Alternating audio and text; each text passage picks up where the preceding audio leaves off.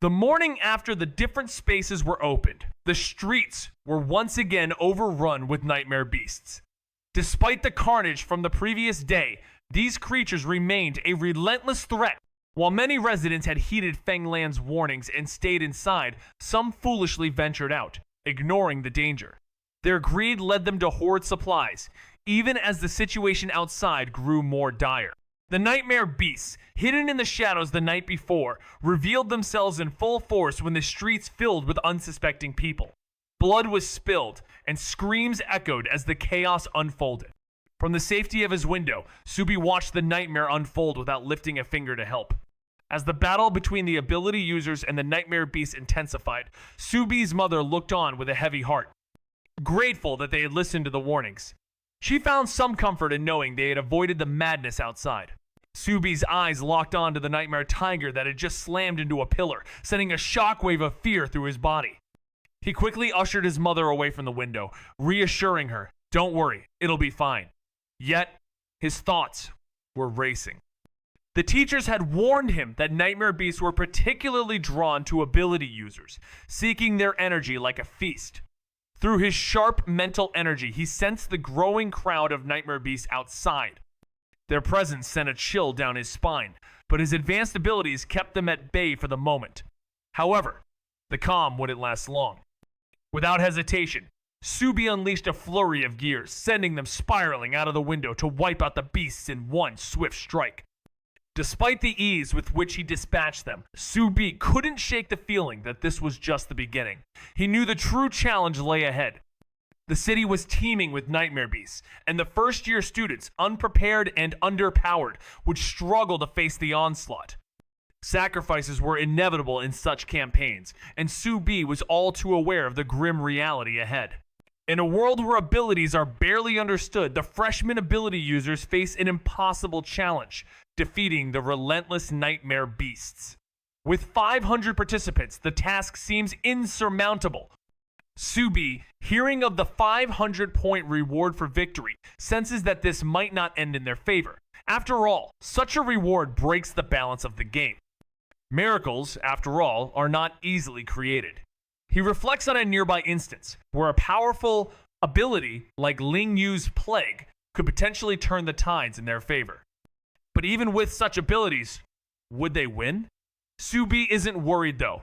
With Zhang Tianming on his side, if the neighboring team wins, they likely will too. His role? To stay calm and unbothered, like a carefree salted fish. As another day passes, Subi sips his afternoon tea, gazing out from his window at the growing chaos below. The nightmare beasts swarm, not just on the streets, but also on rooftops and treetops, their hungry eyes scanning for prey. The situation is dire, but Subi remains as composed as ever. The scene was intense, as countless nightmare beasts swarmed the area, and a person falling from above seemed insignificant, quickly consumed by the chaos. With no residents left on the streets, only survivors hiding in their homes, Subi's mother grew increasingly worried. Wooden doors weren't enough to protect them, and even stronger materials like iron or gold might fail against these beasts. The nightmare beasts weren't just physically powerful, each possessed unique abilities, and this was just the beginning. Fortunately, the presence of ability users distracted the beasts, who were too focused on them to target ordinary people. As the ability users took the fight to the surface, the nightmare beasts still lurking in the different spaces slowly came out, with only a few remaining. Some ability users stayed behind, hoping to block the nightmare beast's retreat and secure the area in case reinforcements arrived. However, closing the closed point was a risky endeavor. The moment it began to close, the beast would sense it and swarm to prevent it. The ability users had 10 minutes to hold their ground if they failed. Not only would they perish, but the closed point would reopen, letting the nightmare spread once again. In a world twisted by illusions, Subi finds himself in a battle against nightmare beasts with slim chances of survival. As the campaign reenactment unfolds, he wonders how many examinees remain. If too few survive, he knows the door will eventually break, but leaving the city could buy his mother some time. Despite her being a mere character in an illusion, Subi can't ignore her love and care. Yet, escaping the city is impossible. Both examinees and natives are trapped within this isolated world, unaware of anything beyond it. the ability government, realizing the situation is beyond their control, shifts focus from hunting down traitors to combating the nightmare beasts. They arm citizens with ability items, including guns powered by mental energy, and announce an airdrop of weapons. The plan to unite the people against the creatures seems solid, but the sheer number of nightmare beasts might still overwhelm the defenders. In a world ravaged by nightmare beasts, the strategy of increasing combat forces seemed effective, but the cost in lives was staggering. Ordinary people, lacking the enhanced abilities of trained warriors, were simply too vulnerable. Even a single misstep could be fatal. The fight against the nightmare beasts had become a grim balancing act. The casualties were high, but with each beast that fell, there was a flicker of hope. Yet, Su-bi was unfooled. He knew the worst was yet to come. The truly powerful nightmare beasts, those with higher levels, had yet to show their faces. An encounter with a reckless mid-level beast at his home only confirmed how dangerous the situation was. Thinking Su-bi would be an easy target, it met a quick end when Su-bi, with a casual adjustment, sent it fleeing. Just as he was about to unwind, his phone buzzed with a private message, hinting that the next chapter in this fight was about to unfold. Jiang Tianming's message lit up Su-bi's screen, an invite to take down high-level nightmare beasts using Si Xiaohua's ultimate move. That name jolted a buried memory. Once in an exam, interrupted mid-cast. The second used on himself, shattering his own defenses. Even now, half a year later, the fear lingered. It was that overwhelming. But could it really defeat multiple nightmare beasts? Su-bi wasn't sure. His own abilities still couldn't pierce their illusions. He asked for the plan. Jiang explained. The higher the beast level, the more they were drawn to Si Xiaohua's presence. The strategy bait them to the city stadium using that very trait. Once lured, they'd strike. Si Xiaohua's move could target 3 at once. The rest would be blocked out. Simple, dangerous, brilliant. In the midst of a high-stakes exam, Su-bi remains calm as he watches his peers focus on the toughest, high-level nightmare beasts. It's clear that scoring high on these creatures could be the only way to salvage the campaign, but he isn't worried. A message from Si Xiaohua soon arrives, warning that if the others win big with Ling Yu's ability, Su-bi might find himself at the bottom of the rankings. Su-bi's response is unfazed, assuring them that his fall will be cushioned by their help. But then Si Xiaohua hints at a more intriguing offer, a temporary collaboration to hunt high-level nightmare beasts and claw back some points. Su-bi, curious about the odd partnership between the usually at odds Si Xiaohua and Jiang Tianming, plays it cool and asks for a photo. Both send selfies, though their confusion is clear. Su-bi isn't convinced by their plan, yet the situation has clearly shifted, and Su-bi knows things are about to get even more unpredictable. Su-bi unlocked his ability through photos, revealing the destiny compasses floating above people's heads. While he hadn't yet fully honed his strength through manga consciousness, he had certainly advanced in mastering his power. Now, he could activate his ability simply with images. Observing the pointers above Jiang Tianming and Si Xiaohua's heads, he noticed a familiar pattern both pointed far to the right, signaling their impending failure. After a moment of reflection, he responded, "I'll join, but don't assign me any tasks. I'll step in when the time comes." Jiang Tianming simply agreed with a terse, "Good." Si Xiaohua, puzzled, sent a question mark before warning. "Don't show up at the end just to claim you were here to celebrate." Su-bi smiled, but didn't reply, locking his phone and telling his mother he was going to nap. Moments later, he slipped out the window and plunged into the nightmare beast tide. Instantly surrounded, he moved with precision, wielding his gears like never before. His mastery allowed him to target critical points with ease. This unexpected move caught the nightmare beasts off guard. Though wild, they knew to avoid stronger threats. If he didn't strike first, they kept their distance, only a few dared approach, and even those were swiftly dispatched. A clear sign of the nightmare beast's limited minds. Had they rushed him, even he wouldn't survive. But he jumped down with confidence they'd seen his power. The empty stadium waited, perfect for a showdown, not a retreat. He wandered calmly, already predicting that the other team would fail. His role? Save them, reset the game, and secure his prize. But how? In a place like this. Circling the outside, he found stairs to the rooftop, then it hit him. That prophecy. The rooftop, the slacking figure. It matched. Standing above, he gazed down into the open-air center. From here, he could watch everything unfold. On a quiet rooftop, he sat cross-legged, analyzing his gear for the final exam, an intense, multi-school test. He knew one thing for sure. Anything used during the exam would be visible to the outside world, and his secrets must remain hidden. While the campus store provided a lot, he'd also traded with the Black Flash's group, and anything from that trade was far too risky to use. Then, an idea sparked. The fixed point teleportation item. What once was a trap, turning its user's identity into an open secret, had been refined into a true teleportation tool. With it, he could instantly escape to safety, taking others with him. The only issue? He had to figure out how to teleport everyone at once without compromising anyone's safety, especially Sai Xiaohua, who was the target of the plan. How could he get them all out without exposing their identities? In the midst of chaos, the plan seemed impossible.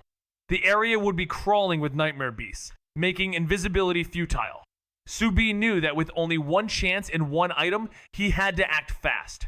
But then, a new idea sparked in his mind. What if he only needed to save one person? Si Zhaohua, the one who would directly face the high-level nightmare beasts, was the key. The rest would be positioned outside the stadium to fend off the regular ones. Si Zhaohua was the isolated one, the crucial part of the plan. With determination, Subi messaged him, asking if his ability could attract more nightmare beasts than usual. Si Zhaohua replied that if he deactivated his ability, he would become weak, making it easier for the beasts to sense him. The scent of his ability lingered, making him a target. Subi ignored the remark about not knowing something and quickly confirmed the plan. Si Zhaohua mentioned that everything was set for the day after tomorrow, and they'd begin clearing the nightmare beasts soon. The plan was in motion. There was no turning back now. Subi had no need for secrecy when it came to certain matters. As he stretched and opened the door, he ran into Feng Lan, who had just returned. Feng Lan wasted no time, getting straight to the point. Do you know about their plan? Subi raised an eyebrow, understanding immediately. They asked you for a prophecy? With a prophet like Feng Lan around, it would have been foolish not to ask before taking action, and Subi would have done the same. Feng Lan nodded, confirming his guess. My prophecy says they won't die. That was no surprise. They were the protagonist team, after all. And with Subi there, their success was almost assured. Smirking, Subi joked, they don't think the plan will succeed just because of that, do they? Feng Lan, however, wasn't so certain. His brow furrowed as he added, the prophecy is reliable, but fate can be tricky. As a frequent prophet, he knew that while the prophecy never lied, the interpretation could be misleading. Not dying didn't guarantee success. It could be taken literally. But he hadn't shared this doubt with Jiang Tianming and the others. In a world where timelines shatter and memories overlap, Subi navigates through the chaos with calm precision, facing the twisted reality of his new existence. The next few days promise plenty of time for rest, but the moment is interrupted by Feng Lan's arrival. Cutting straight to the heart of the matter, Feng Lan asks Subi if he knows about the prophecy. Subi, ever perceptive, raises an eyebrow, already suspecting the answer. The prophecy, he learns, assures them that they won't die. No surprise there, given their roles as protagonists and Subei's unwavering support. But the truth is more complicated. While the prophecy may be reliable, Feng Lan cautions that fate is unpredictable and mere survival doesn't guarantee success. There's a catch in the details, a hidden danger in the very notion of fate itself. With his mind racing, Subi can't help but wonder, could they truly succeed? Or is this just another twist in a world where nothing is as it seems? In a world where realities blur and timelines fracture, Subi and the others find themselves navigating through a shifting city built from the wreckage of manga drafts. The streets, once teeming with low-level nightmare beasts, have started to clear, though a more dangerous threat emerges as mid- and high-level nightmare beasts take their place. The western part of the city, shrouded in mist, is now off-limits, controlled by a powerful high-level nightmare beast with an illusion-type ability. As many ability user teams vanish into the fog, the stakes rise higher. Yet, Subi remains calm, knowing that he's already ahead in the race, and the true battle is still to come. With the exam nearing its end, Jiang Tianming's plan is about to unfold. But Su Bi's focus shifts to the much bigger picture, the ultimate clash between the forces that shape this fragmented world. The city's narrative collapses as they confront the origin of the draft virus, where every choice, every forgotten memory, and every erased version of themselves plays a pivotal role in their survival. Back then, Su Bi's escape wasn't just about uncovering the essence of the illusion, it was because he was invisible. Without that invisibility, when trapped in the illusion, the high-level nightmare beast would have surely attacked. In an illusion, where you can't use your eyes or mental energy to perceive reality, being attacked would mean certain death, not just for him, but for anyone else trapped there. As many examinees were lost to this, everyone knew it was the work of a high-level nightmare beast. Those who had traded with Su Bi knew the beast's terrifying details even better. Soon, another high-level nightmare beast appeared. This one, ruling the eastern part of the city, had a powerful ability, teleportation. There were no known limits to its power. It seemed to teleport without cooldown or distance restrictions. But since it only controlled the east, its teleportation range was likely confined to its territory. Compared to the illusion nightmare beast, this one was much easier to handle. Teleportation was potent, but it could be countered with control-type abilities. If it could be temporarily restrained, it could be easily killed. That morning, Jiang Tianming updated Su Bi on their plan. They would first focus on eliminating this teleportation nightmare beast and then turn all their forces to the other one.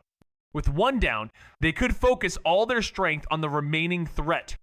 Initially, their strategy had relied on Sai Zhaohua's ultimate move to take on both high-level nightmare beasts, but with doubts about its success, they decided tackling one first would greatly increase their chances of victory. Su Bi didn't speak a word, but his mind couldn't escape the vision he had seen above their heads the day before. He had assumed that the small pointer's result was about their final plan, but now it seemed that it pointed to their attempt against the teleportation nightmare beast instead. There was no doubt in his mind they would fail. After that, the final plan would probably be scrapped, right? He sighed helplessly. His careful preparations seemed to have been in vain. Or were they? Suddenly, a thought struck him.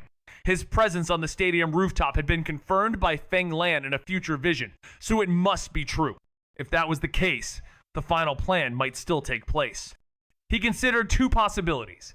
Either they would fail the first attempt against the beast, regroup, and then succeed on their second try, proceeding with the original plan, or they would mistakenly think they had succeeded on the first attempt. Su Bi stood by the window, looking eastward, silently grieving for Jiang Tianming and the others. Either way, things were about to get difficult for them. Such was the life of the protagonist team. They could endure hardships, unlike him, who couldn't even handle the smallest discomfort. That evening, Si Zhaohua and the others returned with surprising news. The teleportation nightmare beast had been killed. The method was simple. Several of them had entered together, luring the beast out. The creature itself was a humanoid, pitch-black figure wielding a dagger, appearing suddenly like an assassin, targeting vital spots with deadly precision. The high-level nightmare beasts were swift, and their sudden appearance made evading their attacks nearly impossible. Fortunately, Wu Mingbai had sealed everyone's vital points with stone before they entered. When the first strike failed, the nightmare beast disappeared instantly, leaving no time for counteraction. It reappeared in quick flashes, each attack breaking Wu Mingbai's creations but failing to kill them.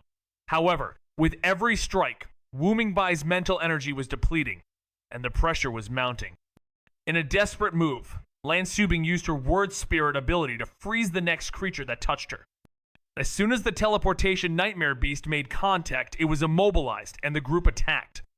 Despite their efforts, they couldn't deal significant damage, so Zhou Renjie swallowed the beast into his stomach, enduring the pain while leaving its domain with the others. These high-level nightmare beasts had enhanced power within their domains, so their final plan had to be executed in the city stadium, avoiding direct confrontation. After exiting the teleportation beast's domain, they finally defeated it. But Su Bi had a nagging feeling. Something was off. He suspected the teleportation nightmare beast wasn't truly dead and would deliver a crushing blow when the final plan was put into motion. Su Bi quickly messaged Si Zhaohua, requesting a selfie. Moments later, Si Zhaohua sent one damp silver hair still clinging to his scalp, dressed in an elegant black pajama set that screamed sophistication. But it wasn't long before a video call came through, and Subi wasted no time getting to the point. Why ask for a photo? He focused on Si Zhaohua, his ability activating as he assessed him. Just wanted to check if you're still alive, Subi replied with a grin. With their last plan set in motion, the teleportation nightmare beast, initially targeting others, was bound to zero in on Si Zhaohua soon. Judging from his state, it seemed like death was near. Si Zhaohua, unbothered, joked, "Still alive?" Disappointed? Subi shrugged. "Not quite, but you will be soon." At this, Si Zhaohua grew serious. "What do you mean? Am I going to die?" Sube, ever calm, simply stated, "Peering into fates takes a lot out of me." The unease on Si Zhaohua's face was palpable, and it was clear he wanted to punch Sube, but his words hung in the air. Subi's prophecies never seemed like a burden. Sometimes, he even felt they cost him nothing. But as usual, he quickly brushed off the thought, returning to the matter at hand. "What do you want?" With kindness, Subi made his demand. 1/3 of your final points. Si Zhaohua, already rich in points, realized that giving away 1/3 wouldn't hurt his top-tier ranking, even if the other party scored 500 points. Yet, Subi's bold request left him in shock. 1/3? I'd rather quit. Now my final score could be higher. Subi shrugged, unconcerned. Then it depends on how much you trust yourself. The choice was in Si Zhaohua's hands. If he believed he could defeat the high-level Nightmare Beast and win, accepting the offer would still be worth it. But if doubts clouded his confidence, quitting would be the safer choice. Subi, with his assured demeanor, didn't seem bothered either way. Si Zhaohua, irritated by Subi's confidence, then recalled another prophecy. But Fanglan's prophecy said we won't die. The thought lingered, was his fate sealed by the plan itself? Subi, however, shook his head and offered a half smile. Maybe his prophecy includes you agreeing to my offer? In a world where realities blur and memories twist, Subi and his companions faced the challenge of trading something significant to save a life. Si Zhaohua, ever determined, agrees to offer what's valuable to him, even though he believes he can earn more points by staying longer. The scene shifts to a rooftop at the heart of their final plan, where Subi arrives an hour early, showcasing his dedication. As the minutes tick down to their operation, the city around them holds secrets of its own, an archive world where manga panels crumble and timelines fragment. With each passing moment, their choices intertwine, and the quest for balance between past, present, and future becomes ever more complex. The truth isn't found in rewriting the story, it's in embracing it as it is. Si Zhaohua entered the stadium alone, while others strategically spread out, each taking their position around the perimeter. Lan Subing quietly slipped into a nearby building, preparing to use word spirit for a few well-placed strikes. Qi Huang, gathering gasoline from other examinees, scattered it around, ready to unleash maximum damage with her fire element. Jiang Tianming entered a souvenir shop nearby, the perfect place for his object control ability to shine. Zhou Renji, appearing weak and clearly starving, rubbed his stomach. Wu Mingbai raised earth walls around everyone's positions, ensuring mobility later. With few residential buildings in the vicinity, only a handful of stray nightmare beasts roamed, quickly dealt with during preparations. Everyone was set, and when the time came, Si Zhaohua activated his power.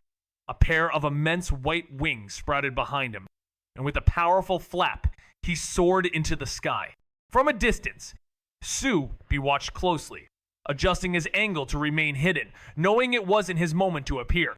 From his vantage point, he could see the nightmare beasts gathering from all directions, as if drawn by Si Zhaohua's pull. The first wave of beasts arrived, and the battle began, with the S-Class students intercepting them with swift precision. After the initial wave of monsters, more nightmare beasts began to swarm the stadium's perimeter. A few snuck inside, but Si Zhaohua quickly dispatched them without breaking a sweat. Though his true target was a high-level beast, dealing with the smaller ones was no trouble and hardly drained his mental energy. As if on cue, mid-level nightmare beasts showed up, a much tougher challenge. These creatures were diverse in abilities and forms, demanding careful handling. The advantage of their positioning became apparent as they coordinated seamlessly with each other. Meanwhile, Wu Mingbai raised an earth pillar to lift Zhou Renji into the air, helping him digest the lower level beasts in his stomach. This allowed him to swallow 2 mid-level ones in one go. Qi Huang, with her flame-coated controlled objects, enhanced Jiang Tianming's attack power, giving him crucial moments of support. From the rooftop, Subi observed the scene with mixed emotions. He couldn't help but notice how much the protagonist team had evolved without his notice. They were truly living up to the title of protagonists. But then, Subi's mental energy sensed something, though its exact location eluded him. It was the high-level nightmare beast, signaling the true battle was about to begin. Si Zhaohua, sensing the ominous presence, instinctively folded his wings tightly around him, ready for what was to come. A sudden, sharp attack hit his wing shield, and despite Subi's full mental alertness, he couldn't detect the attacker. It was the Illusion Nightmare Beast, a creature with the ability to hide within illusions and strike without being detected, making retaliation impossible. However, Sai Zhaohua's skill was the perfect counter. Without hesitation, he activated his ultimate move, Holy Judgment. As he spoke, the sky shifted, and the air seemed to twist. The fog cleared, revealing an intense sunlight as if it were noon, even though it was 6 p.m. A sacred golden light poured out in front of him, exposing the Nightmare Beast's true form, a shimmering black bubble that trembled under the intense light. Though it tried to escape, it couldn't move. Si Zhaohua coldly declared, "I judge you guilty." With a flash of golden light, the Nightmare Beast shook violently, its form faltering before it was struck with a forceful impact. The bubble burst, and everything fell back into place. Subi stood in awe as the Nightmare Beast was finally gone. Si Zhaohua's hidden ultimate move had been a force to behold, easily dispatching the creature. But easily wasn't entirely the case, though the golden light faded. Si Zhaohua looked like a ghost, drained of all his strength. His mental energy was completely spent, as if a gust of wind could blow him over. Knowing this was his moment, Subi adjusted his compass, moving it with careful precision, though he knew the further the movement, the more energy it consumed. Reversing life and death alone had cost him half his energy. With a quick motion, he tossed a gear toward Si Zhaohua. The next instant, chaos broke out. A tiny black figure appeared behind Si Zhaohua, dagger raised to strike. But before it could land the blow, a sharp metallic clash rang out, and the figure vanished, defeated by the gear. Si Zhaohua, still processing, heard Subi's voice echo from above.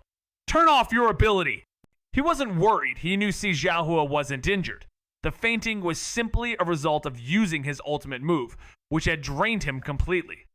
In fact, he had been on the verge of collapse even before landing, only managing to stay conscious long enough to make the landing smooth. Meanwhile, Feng Lan stood by the window, peering through binoculars. "What are you looking at?" Subi asked, placing Si Zhaohua on the bed before turning to Feng Lan. Feng Lan lowered the binoculars and responded, "In the direction of the city stadium." Jiang Tianming and the others managed to retreat successfully. The house had a clear view, something Subi hadn't noticed until now. Curiosity led him to the window, where he could indeed spot part of the plaza near the city stadium. Suddenly remembering something, he quickly dialed Jiang Tianming's number. It rang before Jiang Tianming picked up, sounding exhausted. "Subi? What's up?" "Come to my place," Subi replied. "Si Zhaohua's here too." Jiang Tianming paused.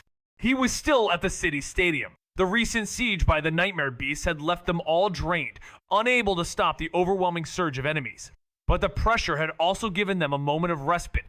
He had sent the others ahead and now was going to find Sai Zhaohua. Si Zhaohua's fainting was nothing to worry about. It was the result of his ultimate move draining him to the brink of collapse, but he held on just long enough to land safely. Meanwhile, Feng Lan stood by the window, scanning the area with binoculars. "What are you looking at?" Subi asked as he gently placed Si Zhaohua on the bed. "The city stadium," Feng Lan replied, lowering the binoculars. Jiang Tianming and the others have successfully retreated. Subi walked over to the window, realizing that from this vantage point, he could see part of the plaza in front of the stadium. A sudden thought struck him, and he quickly called Jiang Tianming. The call was answered after a moment, with Jiang sounding winded. "Subi? What's up?" "Come to my place," Subi said. "Si Zhaohua's here too." Jiang paused for a beat. He was still at the city stadium, moments earlier struggling to fend off the nightmare beasts as they overwhelmed the stadium. However, the chaos had given them a brief respite, allowing Jiang to send the others away while he searched for Si Xiaohua. Sneaking into the stadium, he found only dazed nightmare beasts, drifting aimlessly, no sign of the one he sought. A call confirmed the worst. They'd been taken. No time to ask why. "I'm coming now," he said. Moments later, he arrived with others, slipping through a window, not for drama, but because explaining this many guests to the resident inside would have been a pain. Their eyes fell on the figure lying unconscious on the bed. Tension crackled. One voice broke the silence, asking if this was just exhaustion or something worse. "Overuse," came the reply, followed by a sly grin, but almost a disaster. The truth spilled quickly. A nightmare beast had ambushed at the weakest moment, gasps all around too close. If he hadn't intervened, it would have meant more than just failure. It would have been death. Even in illusions, that fear felt real. Then a realization hit. "You knew this might happen?" a voice asked. A smirk answered back. "Didn't my role pay off? I got him out and gave you a shot to survive. The mission was a failure, and their hopes of taking down both nightmare beasts in one go were dashed. With one still out there, the team had to stay on high alert, unable to spread the news or make progress. The outcome was bleak. As Si Xiaohua lay weakened, unable to even use his abilities, and the teleportation nightmare beast remained elusive, the team faced a harsh reality. The campaign was as good as lost. A small consolation came when Su Bi confirmed the death of one of the beasts, giving them a single point. Yet, tensions were high. Zhou Renjie, ever eager to shift blame, pointed his finger at Jiang Tianming, accusing him of poor planning that led to their disaster. His words were met with mocking laughter, as Wu Mingbai reminded him of his previous agreement. The team was left with no victories, only fractured hopes and a battle that seemed impossible to win. Zhou Renjie had eagerly volunteered for a mission that wasn't suited for his abilities, hoping his participation would make a difference. However, when things went awry, he became the scapegoat, with others shifting the blame onto him. Shi Huang scoffed, accusing him of not thinking through his actions, while Jiang Tianming cleverly redirected the fault onto Zhou Renjie's failure to eliminate a threat, claiming that the mission faltered because of his weakness, not the plan itself. As tensions rose, Zhou Renjie found himself isolated, without any support, and caught in a cycle of blame shifting, a habit he learned from his past. Meanwhile, Su Bi, watching the chaos unfold, couldn't help but be amused at the absurdity of it all. His calmness and ability to stay detached allowed him to observe the situation with a clear mind, while others were too absorbed in the blame game. The room, however, held an uncomfortable silence, with only Feng Lan and Su Bi maintaining their composure. Despite the tension, the two of them remained unruffled, their points already made. Jiang Tianming, a calm yet determined figure, addresses his comrades after a campaign that didn't go as planned. Despite their failure, he remains resolute, insisting that their efforts weren't wasted. The primary obstacles, an elusive, powerful teleportation, high-level nightmare beast, and the overwhelming numbers of nightmare beasts still stand in their way. He suggests that while they cannot deal with the teleportation beast for now, it is unlikely to pose a major threat anymore. The real challenge lies in the tide of nightmare beasts, which their current tactics can't handle. Jiang knows that their combined strength is insufficient to overcome the odds, but he refuses to give up, rallying his team to rethink their approach and stay focused on their goal. In a world teetering on the edge of collapse, the group must unite and formulate a plan to eliminate the nightmare beasts. One member suggests waiting for Si Xiaohua to wake up before diving into the details, but for now, they turn to the group chat to tally the surviving examinees and see who will cooperate. Shi Huang, impressed by Jiang Tianming's strategic thinking, commends him and moves to gather the numbers.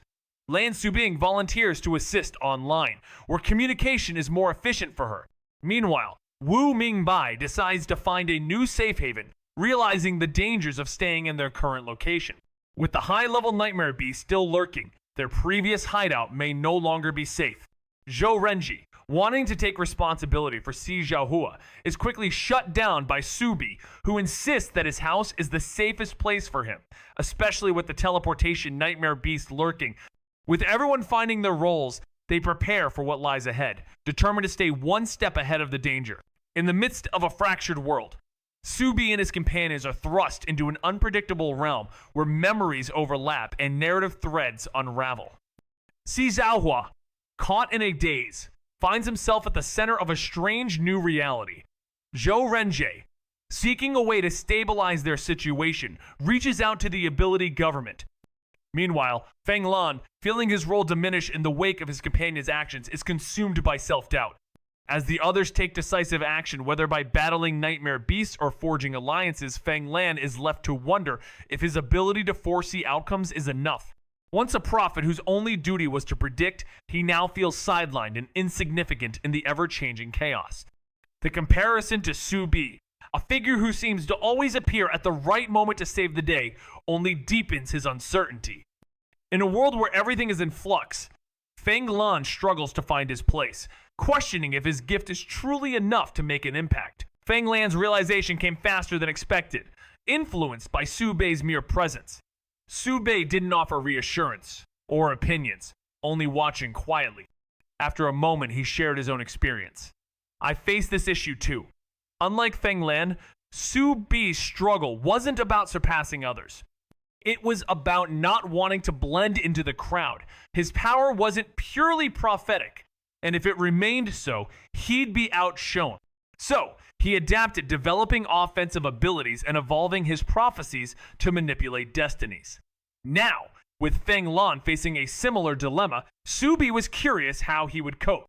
Feng Lan, eager to ask about Su Bei's approach, stopped himself when he remembered how much Su Bei had changed over time. But such transformations were personal. Others' methods never fit perfectly, so he remained silent and turned inward to reflect. Meanwhile, Su Bei didn't interrupt, casting a glance at the still unconscious Si Xiaohua before heading to find his mother. I brought a friend home, he casually said. He's an ability user, badly injured and on the run.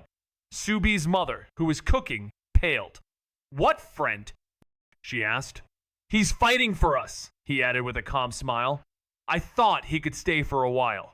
Before he could finish, his mother cut him off, agreeing without hesitation. Su Bei's world is already disorienting enough, but things take an unexpected turn when his mother decides that a white-haired kid, injured and in need of rest, should take his room. Naturally, Su Bei protests, but his mother's response leaves no room for argument. He's the one who protected us. What's more important, your comfort or his recovery? Reluctantly, Su Bei agrees, but not without attempting to escape the uncomfortable guest room. After all, who wants to endure a tiny bed and thin blankets when a perfectly good excuse is available? He claims his friend is unconscious and needs constant care, though he has no intention of doing much more than checking on him, let alone making sure he's comfortable. Grabbing the chance to avoid the guest room's cramped quarters, Su Bei rushes out, reminding his mother, I'll check on him, don't worry. He'd feel lonely and cold without me, even in a coma. Su Bei couldn't shake the thought of leaving him behind. His mother, with a mixture of amusement and exasperation, saw through his intentions but chose to let it slide. Returning to her cooking, when Su Bei came back, he noticed that Feng Lan had gone to the guest room while Sai Zhaohua was still missing. He quickly messaged Zhou Renjie, asking when Sai Zhaohua would wake up. It was clear his family had already tested this out, and from Zhou Renjie's previous reaction, it seemed like Si Xiaohua had used his ability before. Zhou Renjie responded promptly. I've only seen him like that once. It took him 3 days to wake up. 3 days? Su Bei frowned, pondering the situation. If it really took 3 days, Si Xiaohua had made a poor trade by letting Su Bei save him. With only a third of his points given up, it would take something significant to make up for it. But if he spent 3 days sleeping and another 2 recovering, the opportunity would have passed. Su Bei didn't say much more. After all, business was all about the balance of gain and loss, and he might still come out ahead. Zhou Renjie's observation likely came from before their enrollment, back when Si Xiaohua had just awakened his abilities. Back then, his control, mental energy, and physical strength were far weaker than they were now. So 3 days then didn't mean the same as 3 days now. With everything settled, Soo-bi shifted his attention to the manga update. As he recalled the strange sensation in his pocket, he realized that he hadn't had a chance to check it yet. Having been under constant surveillance and busy with his tasks, he figured now was as good a time as any. Escaping to the bathroom where the teachers couldn't possibly follow him, he closed the door behind him. Reaching into his pocket, he pulled out a black, bubble-like object that seemed oddly familiar. The resemblance to the bubble nightmare beast he just defeated struck him, but then it clicked. High-level nightmare beasts left behind ability items when they perished. The real bubble nightmare beast had been an illusion, long gone, but perhaps this was what it had left behind. As curiosity swirled, he quickly reached out to Manga Consciousness, asking, "Did you give me this item?" "Yes, but technically, you earned it," came the prompt reply. Your last manga update misled readers, suggesting you had other ways to study abilities. This is the method I found for you. Soo-bi wasn't surprised, a small smile forming on his face as he asked, "Then introduce it." This is an ability item called Dream Bubble. Soo-bi's journey in the fragmented manga world leaves readers both puzzled and intrigued. As he explores the disjointed realms, comments from onlookers reveal their confusion, with some wondering about the strange places he enters.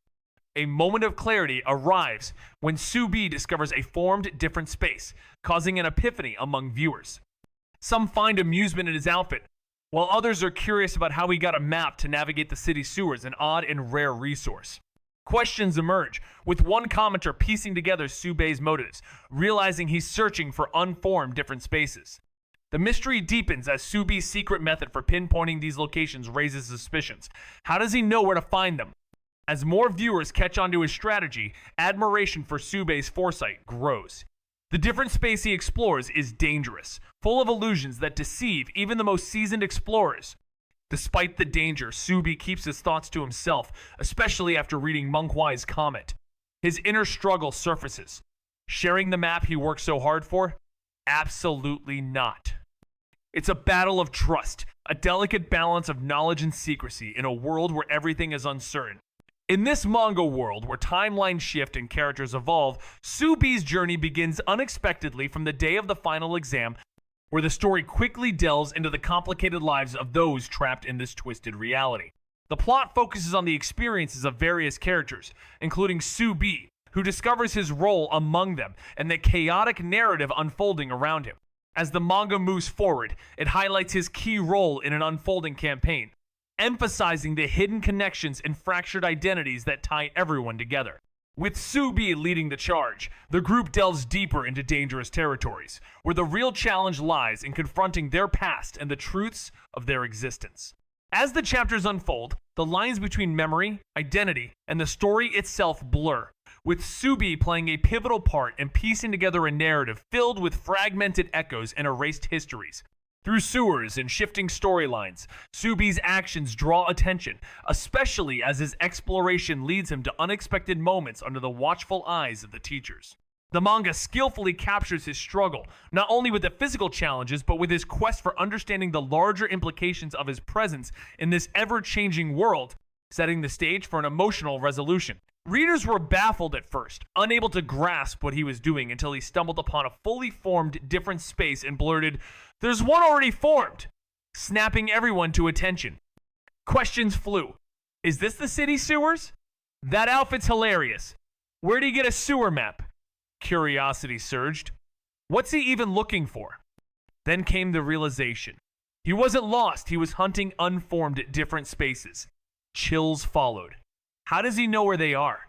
With a map in hand, he suddenly had a massive edge, confirming his reputation for staying ahead. That space was dangerous, filled with illusions strong enough to deceive most. Even his own internal fear of a high-level nightmare beast leaked out. Then came the kicker. Someone called him out, and his mouth twitched, unable to deny it. Truth was, he never planned on sharing the map.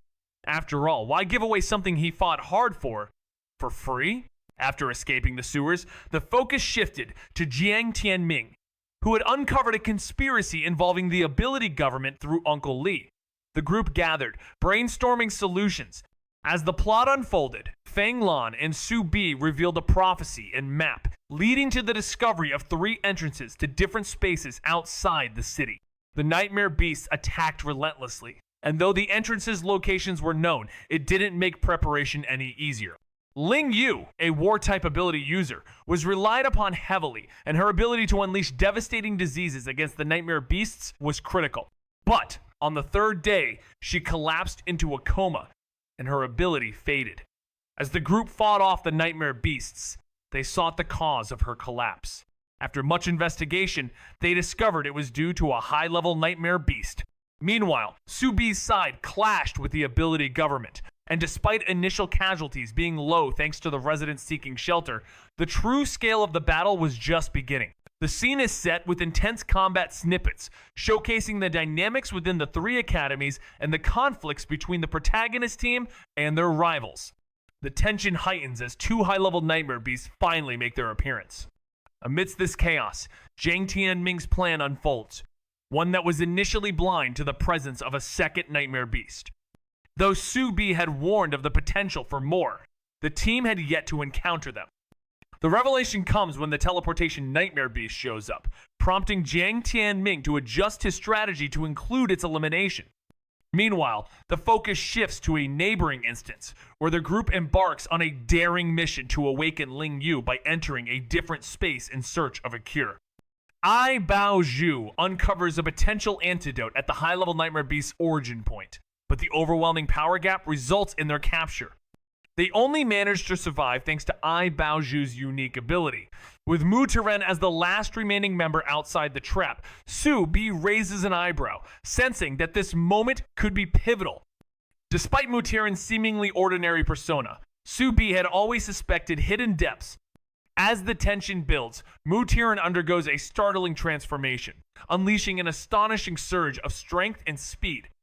The mental attack type Nightmare Beast attempts to subdue him, but its efforts are futile.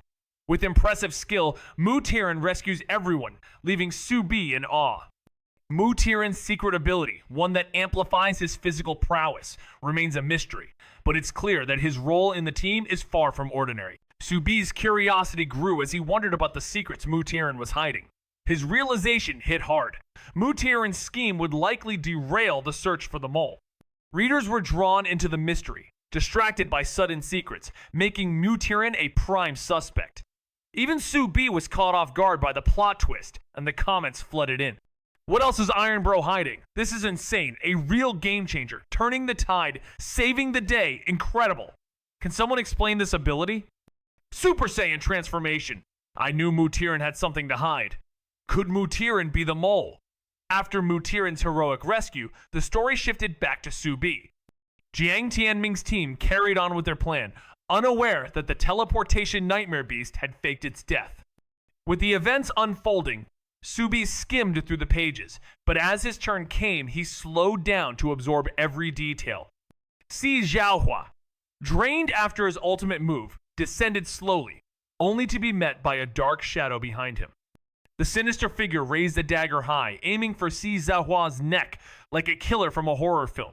Su Bi's curiosity reached new heights as he uncovered the hidden layers of Mu Tiren's mysterious behavior. Mu Tiren's actions shifted the focus away from the mole hunt, leaving readers distracted by his unexpected secrets, making him a prime suspect. The plot took a shocking turn, leaving even Su Bi stunned and the comment section buzzing with questions and theories. Fans were left in awe of the sudden twists, with comments pouring in about the surprising turn of events. What other secrets does Mu Tiren have? One asked, while another joked, is Mu Tiren the mole? After the chaos, the plot returned to Su Bi's side, with Jiang Tianming's team unknowingly moving forward with their plan, unaware of the looming threat. As the tension escalated, Si Zhaohua, exhausted from his battle, became the target of a shadowy figure, his fate hanging in the balance as the blade was raised against him. At the crucial moment, a finely illustrated gear shot from above, striking the dagger with tremendous force, sending it flying. The startled black figure quickly glanced toward the origin of the attack, only for it to vanish in an instant. Feeling the danger pass, Si Zhaohua looked up. The scene shifted, and the frame focused on Su Bi, presenting him in a grand 2-panel close-up. The blonde boy wore a slight smirk, completely composed, as though he hadn't just saved someone. Si Xiaohua's sky blue eyes widened in disbelief as he stared at Su Bi, who, against all odds, should not have been there. With a nonchalant leap from the high platform, Su Bi's voice rang out lazily. Life-saving and escape, how's that? Worth the price? The reaction was immediate. Beiga, you're so cool. Damn, my heart's racing. I'm just a reader, and this scene makes me swoon. Young Master Sai, are you really not moved? Su Bi's every appearance is stunning. No wonder he said no tasks were needed. Su Bi probably foresaw this, right? In this manga world, Su Bi's true strength remains an enigma. His journey is filled with mysteries as he faces various formidable opponents. From the calm demeanor when confronting a bandit chief, to almost defeating Sai Xiaohua only to lose on purpose. Su Bei's abilities are unpredictable. He effortlessly takes down a powerful foe, the purple-haired woman, someone even top-tier fighters like Jiang Tianming and Si Xiaohua couldn't beat together. As if that wasn't enough, he takes on a mid-level nightmare beast, like it's a game, showing uncanny knowledge of its every move. Now, he's even able to challenge a high-level nightmare beast? His ability is rumored to be Destiny Gear, though some wonder if it's simply 50-50. Fans are left in awe, piecing together the puzzle of his strength, while Su Bi himself contemplates his next move, now aware of the growing attention his feats are attracting. In a world where reality constantly flickers and fragments, Su Bi, along with his companions, navigates a disorienting realm of rewritten timelines. As they journey through a city built of collapsing manga panels, they encounter mysterious anomalies, erased characters, forgotten abilities, and narrative glitches. Su Bi, carrying the weight of broken memories, must uncover the truth behind the draft virus, a force threatening to unravel the very fabric of their universe. Alongside him, Zhao Xiaoyu struggles with an erased version of herself, and Si Xiaohua faces the fragmented remnants of his past lives. Their quest to reach the heart of this disintegrating world culminates in an unexpected confrontation with the Origin Pen, a tool of creation now corrupted into a living entity. In the end, Su Bi steps into the author's room, choosing not to rewrite history but to embrace its painful truths and begin anew, creating a resolution from the chaos that surrounds them. In this manga world, the protagonist finds himself in a universe where reality is fractured. As memories overlap and timelines twist, Su Bi awakens in an archived world where forgotten characters reappear with corrupted abilities and fractured identities. With his mysterious power, he seeks to confront the draft virus, a living creation born from a mythical pen, while his companions face their own existential crises. Zhao Xiaoyu battling visions of her erased self, and Si Xiaohua discovering he is a combination of multiple lives. Join him in a race through a collapsing city made of drafts, speech bubbles, and unfinished arcs. As they confront the Ink Eater, a creature born from inconsistencies, they must embrace every version of their story, no matter how painful, in order to move forward. The journey culminates in the author's room, where Su Bi chooses not to rewrite the past, but to embrace it, completing the story with the truth and its inevitable imperfections. Su Bi finds himself in a world that's falling apart at the seams. Reality is unraveling, and with it, memories and storylines that were once clear are now a tangled mess. The lines between truth and fiction blur as erased characters reappear and lost abilities resurface in corrupted form. As he navigates through a city made of broken manga pages, Su Bi uncovers the cause, the draft virus, a living construct born from a mythical pen. But the real battle isn't about rewriting history, it's about coming to terms with it. As Su Bi faces the Ink Eater, an entity that feeds on forgotten stories, he realizes that only by embracing every fragmented version of the narrative can he restore balance. With his companions, Zhao Xiaoyu, who merges with her erased self, and Si Xiaohua, whose very essence is questioned, Su Bi takes the final step. Instead of erasing the past, he chooses to finish the page, marking the end of one story and the beginning of another. Su Bei's world is shifting in unexpected ways. As his ability evolves, he realizes that exposure won't limit his growth, it could propel him forward. When number 26 suggests creating new fates, a thrilling possibility emerges. This could unlock a whole new level of power, but it's no easy feat. The process requires meticulous planning, something beyond a quick fix. As the forum's expectations grow, Subi finds himself under immense pressure, feeling like he's trapped in a narrative where he's always supposed to be the strongest. A single misstep, and his persona might crack. The tension is palpable as the forums buzz with excitement, especially around Mutiran, whose secrets stir up more conversation than Subei's own staged exploits. Mutiran's revelation is a game changer, drawing the spotlight away from Subi. As he reflects on his journey, Subi realizes that control over the story may be more fragile than he thought. The world was once predictable, but now it flickers and cracks like an unfinished manga. The protagonist team, burdened with shattered memories and a fragmented timeline, faces a struggle against their own fates. As they explore a collapsing city made of draft pages and incomplete arcs, one question lingers. Can they piece together their reality before it all collapses? The group wrestles with erasures and rewritten destinies. Zhao Xiaoyu confronts a past self who threatens to overwrite her, while Si Zhaohua, fragmented into 3 different beings, struggles to find his true essence. Meanwhile, Subi, bearing the weight of lost memories, searches for the mythical origin pen, the source of the universe's creation, to put an end to the chaos. But in the end, rewriting isn't the answer. Instead, it's about accepting every fractured piece of their story. As they stand before the final page, they decide not to end it, but to begin again together. The narrative of the archive world isn't about perfection, but the truth of its imperfections. In the fractured world of a rewritten manga, Subi and his companions awaken to a reality where memories overlap, timelines flicker, and the very fabric of their story unravels. With fragments of erased memories, Subi embarks on a journey to uncover the truth behind the draft virus, a mythical pen twisted into a living entity that threatens to collapse the entire narrative. Alongside him, Zhao Xiaoyu battles with the ghost of her erased self, while Si Zhaohua grapples with the merging of 3 separate identities. As they venture deeper into the archive world, a city made of discarded manga drafts, they face the Ink Eater, a creature born from forgotten characters and inconsistencies, seeking to erase everything. In the final confrontation, Subi steps into the author's room, not to rewrite the past, but to accept it, choosing to finish the story truthfully, embracing its pain and beauty. This journey, filled with lost selves, fractured timelines, and the fight for resolution, reflects the essence of creation, unfinished yet complete in its imperfections. In a fractured manga world, Subi and his companions awaken to a reality that's slipping through their fingers. Timelines overlap, memories blur, and the narrative starts to crack.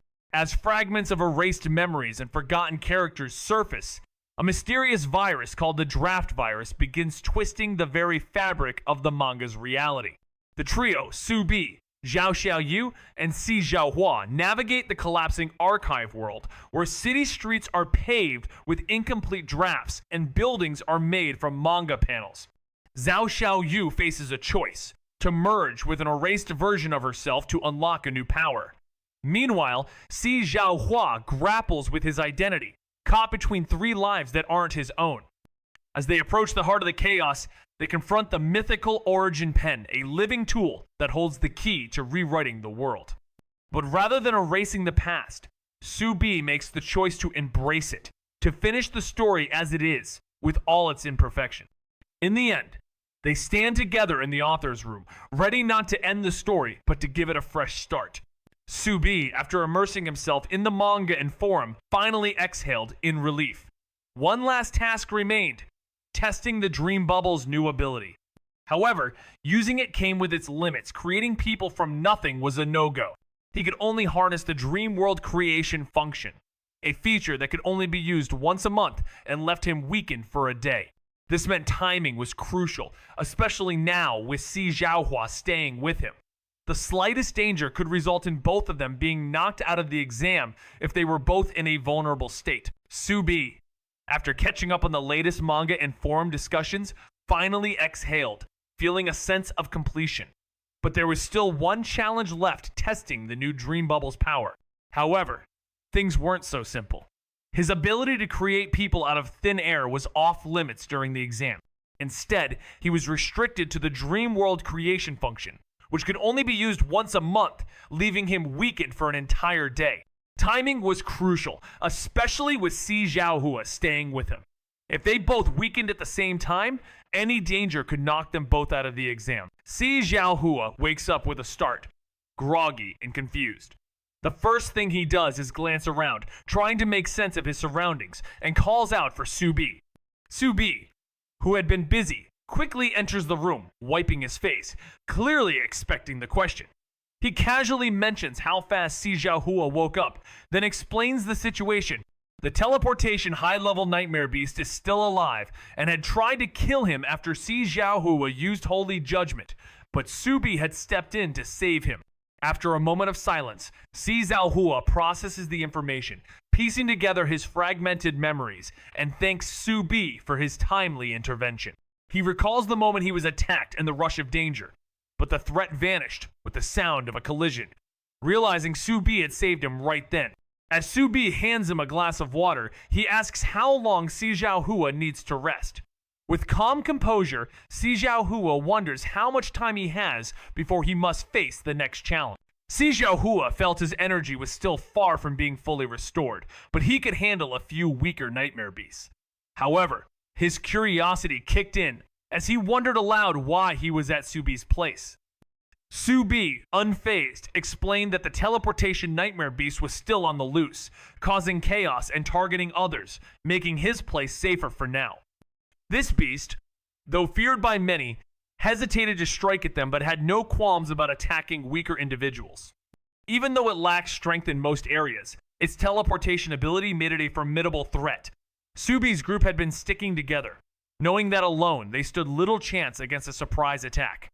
As Si Xiaohua recalled the beast's near-fatal assault on him, he frowned, asking how it had survived. Su Bi casually replied, "It was just an illusion, a fake one," revealing the mystery behind its persistence. Si Xiaohua evaluated his condition with a sense of caution, realizing that while his mental energy wouldn't fully recover in a day, he could still handle a few low-level nightmare beasts. However, as the situation weighed on him, a thought struck. Why was he at Su Bi's place? Zhou Renji would have been the one to care for him, but Su Bi, known for his detached nature, wouldn't normally volunteer. Su Bi, shrugging it off, explained that the high-level nightmare beast they had encountered wasn't dead, and it was still lurking around, targeting others. The safety of his place, he believed, was the best option. This beast, a teleportation nightmare beast, sought revenge for the bubble nightmare beast's death and had been relentlessly hunting down others. Despite its power, it feared Si Xiaohua and Su Bi, making it hesitate to confront them directly, though it was free to attack others. The beast's teleportation ability made it a formidable foe, with only S-class members capable of defending against it. Thus, the group stuck together for safety, covering each other's backs. Si Xiaohua, puzzled, asked how the beast had managed to survive. Su Bi revealed the truth. It had only been an illusion. The beast they thought they had killed was merely a fake. This discovery came from Lan Subing, who had uncovered the illusion's nature. Zhou Renji bore the weight of the situation, but now was not the time for blame. The key was repairing the damage. Her confidence inspired the group, and they quickly got to work. The old methods were useless now. The nightmare beast wore gloves and only appeared for brief moments, leaving no time for a reaction. They needed a new strategy, perhaps one involving a long-range control type ability to trap it. So, have they found a solution? Si Xiaohua asked. His curiosity piqued as he listened to Su Bei's account. He shrugged, not knowing much beyond what Jiang Tianming had shared. They were too busy searching for long-range control type ability users to update him. Si Xiaohua was eager to act. He didn't want to sit idly by while others searched for ways to take down the high-level nightmare beast. He at least wanted to help fight the regular nightmare beasts.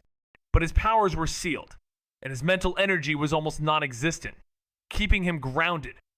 Seeing his frustration, Su Bi scoffed.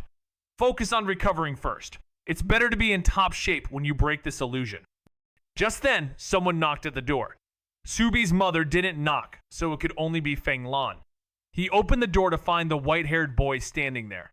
Feng Lan's disheveled appearance, with his messy white hair and dark circles under his eyes, immediately caught the attention of those around him. Si Zhaohua's concern was evident as he asked what had happened. Su Bi, with a knowing grin, explained, "He hit a bottleneck." Feng Lan remained calm and simply dismissed the question, claiming it was nothing. But as he noticed Si Zhaohua's pale face, he hesitated and warned him, "You should rest completely before going out." Confused, Si Zhaohua was quickly enlightened by Su Bi's insight. If the high-level nightmare beast saw him weak, it might take advantage of the opportunity. As the tension of their situation lingered, Si Zhaohua reluctantly agreed to take another day of rest, despite his desire to move forward. Su Bi, ever the slacker, seemed to embrace doing nothing, taking full advantage of the situation to lounge around, though no one was fooled by his relaxed demeanor. He was already counting down the days until winter break, knowing it wouldn't be a walk in the park, but definitely more manageable than school. While he coasted through his days, Jiang Tianming's group was hard at work, executing their grand plan. They had gathered a team of ability users for a campaign with an enticing reward, 500 points. Who wouldn't want that? Jiang Tianming shared the strategy during a rare break. It was simple, but effective. Use Si Zhaohua to lure nightmare beasts into a trap, then set off a dust explosion to take them out in one go. Normal attacks wouldn't work on the nightmare beasts, but the ability user's powers could. Jiang Tianming's team had the perfect combination. Qi Huang's flames, Wu Mingbai's coal dust, and Jiang Tianming's aluminum powder. With Mo Zhaotian's help, the plan could have been even stronger, but he wasn't part of the team. Su Bi, skeptical, asked how they could possibly kill enough beasts at once in such a small space. Jiang Tianming, the mastermind, already had a solution, a factory. It wasn't large, but the explosion didn't need to be confined. They'd also recruited an ability user with the mirror ability to create multiple factory-like explosions simultaneously, making the plan even more effective. In the midst of a chaotic world, Jiang Tianming's group prepares to tackle the overwhelming nightmare beasts. With Wu Mingbai's pragmatic voice suggesting they take out a large portion, leaving the rest manageable, Si Zhaohua, overhearing the conversation, challenges their underestimation of other examinees. Jiang Tianming, unruffled, presses for clarification, but Si Zhaohua, a young heir trained in leadership, points out that the other school's S-class students are formidable opponents too. Su Bi, realizing his previous oversight, understands that while they might struggle with the high-level nightmare beasts, regular ones wouldn't be such a challenge. The earlier difficulties stemmed from the daunting presence of the stronger beasts and the overwhelming numbers, making it harder to deal with alone. However, if they could wipe out a significant portion, the rest could be dealt with by others. Su Bi hadn't fully appreciated the side characters' potential. In the world they inhabit, those considered secondary could hold immense power. Jiang Tianming acknowledges the wisdom in Si Zhaohua's words, but with a grin, he adds that more nightmare beasts mean more points to collect. Si Zhaohua, panicking at his low score after giving Su Bi a third of his points, struggles with the possibility of finishing last. How can he bear such an outcome? Su Bi couldn't wait for winter break, though he knew it wouldn't be a walk in the park. It would, however, be a break from the relentless grind of school. Meanwhile, Jiang Tianming and his group were working tirelessly on their ambitious plan, recruiting ability users to win a significant 500-point reward. The plan itself was straightforward. Use Si Zhaohua to attract nightmare beasts, then trigger a dust explosion to take them out en masse. Traditional weapons like guns or swords were ineffective against these creatures, making ability users essential. The dust explosion, however, was unique, powered by the combined abilities of several. It used Qi Huang's flames, Wu Mingbai's coal dust, and Jiang Tianming's aluminum powder to deal damage. While having Mo Xiaotian on board would have made it more effective, he wasn't part of the team. Su Bi, puzzled, questioned how a dust explosion could kill so many nightmare beasts, as such an attack usually required a confined space. Jiang Tianming, always the strategist, had already thought of a solution. They had chosen a factory, not too big, but with the ability to trigger multiple explosions outside as well. To enhance their chances, they had found an ability user with the mirror power among the other examinees, capable of replicating environments, allowing them to set up multiple factories for simultaneous explosion. In this chapter, Su Bi has mastered the art of controlling a mysterious small pointer that determines the course of events. He learns that at 12 o'clock, a leftward-facing small pointer signals a positive outcome, while the opposite brings bad news. After one night of deep focus, he figures out the 12 positions and their meanings, gaining a surge of confidence. No longer relying on mere luck, Su-bi can now truly control others' fates. But there's a catch. Manipulating the large pointer takes significantly more mental energy, making each adjustment a taxing decision. Despite his advanced abilities, Su-bi must carefully manage his energy, as switching the pointer's direction drains nearly all of it. This new power comes at a cost, and soon his body starts to show the strain. His pale face doesn't go unnoticed by his mother, who grows concerned about his health. With no access to a hospital, Su-bi must weather the consequences of his newfound abilities alone. After Feng Lan's timely warning, they had made sure to stock up on both medicine and food, a decision that would prove crucial later on. Su-bi, seemingly unaffected, brushed off any concern. "It's fine, I just stayed up late," he said casually, assuring everyone he'd be back to normal by tomorrow. Feng Lan, however, wasn't so easily fooled, suspecting there was more to his condition than mere fatigue. The next day, a strange and awe-inspiring sight unfolded before Su-bi's eyes, countless nightmare beasts charging towards one direction, drawn by some mysterious force. He knew this was the beginning of Jiang Tianming's plan, and although he didn't join the chaos, he understood his role was more passive. Better to conserve energy for what was to come.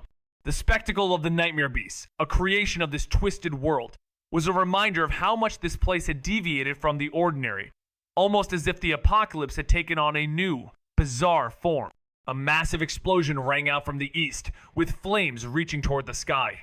Su-bi checked his phone. Those in the know were eagerly discussing the outcome. With nothing pressing to do, he scrolled through the chat, learning that a tracking-type ability user had located the elusive teleportation nightmare beast, but no one was planning to confront it, not yet. After 5 minutes of reflection, Su-bi, standing before his mother in the kitchen, decided to leave without waiting for her response. Despite his past yearning for a mother's affection, especially after being raised without one, he had come to terms with it over time. But a flicker of longing remained as he stepped out, not to return for dinner. 5 minutes later, a mysterious door appeared, leading him and other examinees to a strange new world where time and reality warped. Stepping through, he found himself on a sports field, only to discover that nearly a month had passed within the campaign reenactment, though only 3 days had passed outside. As Su-bi absorbed the scene, a notification from Manga Consciousness interrupted. "King of Abilities has been updated. Please check it." Yet, his focus remained on the unfolding reality around him, signaling an adventure filled with shattered narratives and fragmented memories. The field was crowded, not just with the exam group, but also with the first years who had been eliminated early, now spectating the event. Soon, others appeared, Mu Tiran and the rest. Their exams also finished. Director Lee stood on the stage, clearing her throat into the mic before announcing, "Please line up as you did before the exam." After they assembled, she continued, "Congratulations on passing the final exam. Scores will be posted in 3 days. Please return to your classes, where your homeroom teachers will handle everything else." The announcement that they'd have to stay at school for 3 more days dampened everyone's mood. After a month of exams, who wouldn't want to go home and rest? Back in class, Manhwa was unusually cheerful, pleased with his class's performance. Noticing the students' discontent, he quickly reassured them with a smile. "All right, I know you don't want to stay, but since you did well, you can go home today. I'll send you your scores." The class brightened up instantly, with Mo Zhaotian even jumping for joy. The field was filled, not just with the exam group, but also with many first years who were eliminated early, now spectators to the unfolding drama. Moments later, Mu Tiran and others appeared, their exams over as well. Director Lee, standing at the front, cleared his throat into the microphone and announced, "Everyone, line up as before." Once they did, he continued, "Congratulations on passing the final exam. Your scores will be posted in 3 days in the corridor. Please return to your classes in an orderly manner. Your homeroom teachers will take care of the rest." 3 days of waiting for scores meant staying at school longer, and the collective groan was immediate. After a month of exams, who didn't want to go home and rest? Even without classes, no one was eager to stay. Back in class, manhwa beamed with joy. It seemed their class had performed excellently, bringing him plenty of pride. Noticing the disappointed faces, he quickly understood and laughed. All right, stop sulking. Don't want to stay, huh? Since you did well, you can go home today. I'll send you your scores. At this, the room lit up and Mo Xiaotian leapt into the air, shouting, "Awesome!"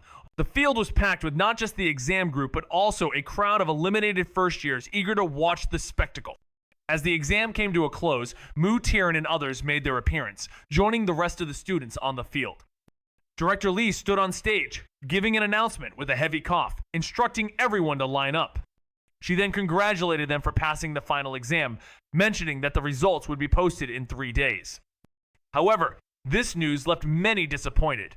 After a month of testing, no one was eager to stay at school for another 3 days. Back in class, Meng Huai was in high spirits, sensing the excellent performance of his class. Seeing the others' gloomy faces, he quickly reassured them, offering them the chance to go home that day, since they'd done well. The room lit up with excitement, and Mo Xiaotian jumped for joy, celebrating the unexpected good news. At Endless Ability Academy, the holiday break wasn't just about relaxation. The students were hit with a hefty assignment from their teacher, who wasted no time with niceties. You have a whole month, but you must find a different space to train in, one filled with high-level nightmare beasts. You need to spend over 100 hours inside and write a 1,000-word reflection, due at the start of the term, with a receipt from your entry, the teacher announced. The task was harder than it sounded. State-administered different spaces required a ticket, and there was no chance of cheating since the state tracked every entry and exit. With dangers lurking in these spaces, it was no wonder the students groaned. 100 hours? Why not just make us live there? Zhao Xiaoyu complained. And he wasn't wrong. The spaces were perilous, especially at night when visibility dropped and other ability users fled. A maximum of 16 to 18 hours could be spent in a day, meaning a week of intense training. But with only a month off, who would willingly choose to spend it trapped in a nightmare? Wu Mingbai raised a point. Teacher, aren't we still being watched by Black Flash? Isn't it risky to go to different spaces? Meng Huai shot back with a smirk. If you're scared, stay at school. It's the safest place. The students fell silent, clearly uncertain. Seeing this, he continued. We found Black Flash's base recently. They're too busy to worry about you now, so it's safe enough. After a semester of training, you should be able to handle some danger on your own.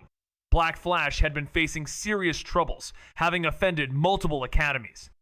Now, with so many forces after them, they were in full retreat, too preoccupied to focus on S-class students. Just then, Lei Zian walked in with a grin, reading the situation instantly. Yo, just assigned homework? I Bao Zhu seized the moment to rally support. Teacher Lei, help us out. The homework's too much. She pointed at the pile. What's with this 1,000-word reflection? Su. He grumbled about it, not because he couldn't write, but because he found it pointless. He didn't want to waste time on a travelogue. Lei Zian raised an eyebrow and looked at Meng Huai. Old Meng, isn't that the same trick our old teacher used to torture us? The students were glaring at Meng Huai, their faces filled with accusation. After all, he was the one who made them endure this torturous homework. He knew how much they hated it. As Lei Zian had pointed out, if they'd failed, they would have accepted any punishment. But they'd done well, so why put them through this? Caught in the act, Meng Huai snorted.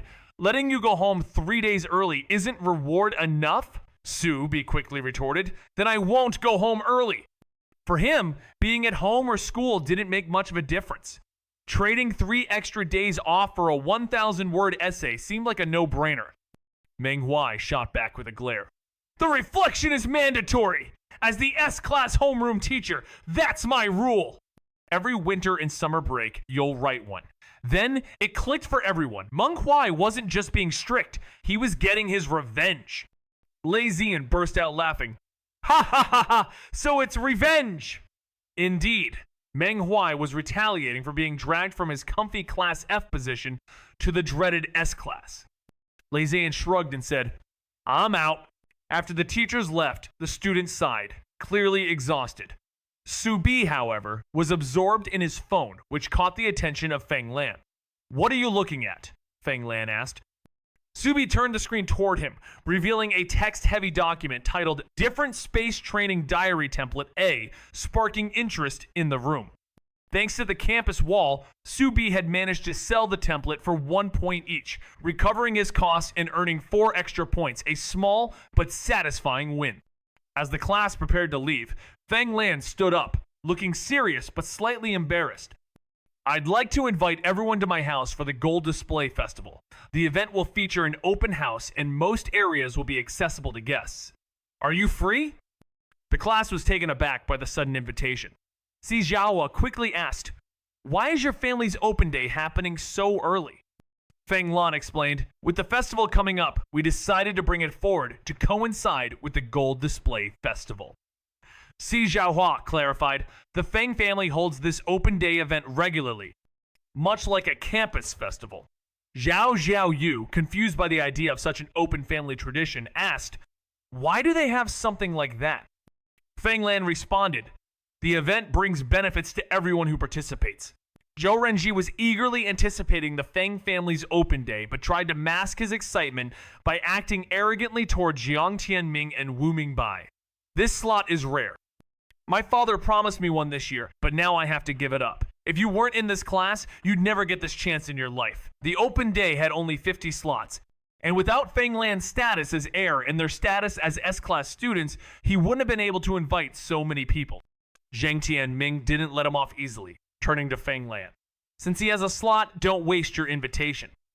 Let him use his own." Wu Mingbai smirked. "Yeah, this way, Zhou Renji won't have to give up his slot." "He looks reluctant to, though don't make him." Feng Lan glanced at Zhou Renji, understanding the unspoken exchange. Since Zhou Renji had provoked them first, he asked directly, "Then should I not invite you?" Zhou Renji's face shifted rapidly, but he finally forced a smile.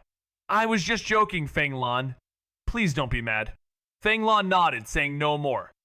AI Baozhu chimed in, fiddling with a pink gemstone on her bracelet. "I need to ask my mom, but she'll probably agree. For those with parents, the decision had to be made with them, while those without could agree right away. It was too good a chance to pass up. Seeing the world during winter vacation was a once-in-a-lifetime opportunity." Mutarin, ever the enigma, casually mentions that he'd ask too, despite his family's absence at the campus festival, their reasons unexplained. As the group mulls over their next move, he throws out a question. "Any thoughts on the teacher's homework? Should we explore a different space together or separately?" Si Jiahua suggests the former, deeming it safer, considering the few spaces housing dangerous nightmare beasts, but Mutirin isn't so sure, raising a concern about the group's size. Zhao Xiaoyu, with her knack for organizing, proposes they group by proximity to simplify the task. Subi, however, groans inwardly. "Grouping again?" He knows it's impractical to have 15 people acting together, but the constant reshuffling means more characters to follow in the manga, which is exhausting. As they share their home locations, Subi realizes the major events of the winter break will likely unfold during the Gold Display Festival, making the different spaces just another diversion, like the training sessions they'd already endured. And so, the group continues its journey, unaware of the unfolding mysteries lurking within the story. Subi, ever the silent observer, jotted down crucial details, making sure to record the addresses of 2 key individuals before stopping. Memory may falter, but written records are steadfast. As the groups formed, Subi found himself paired with Jiang Tianming, Wu Mingbai, and Lan Subing. His home was distant from the others, so he reluctantly chose the best of a limited selection. Despite his reluctance, he ended up with the protagonist team, the ones most likely to attract the manga's focus. But Subi knew better than to get too involved.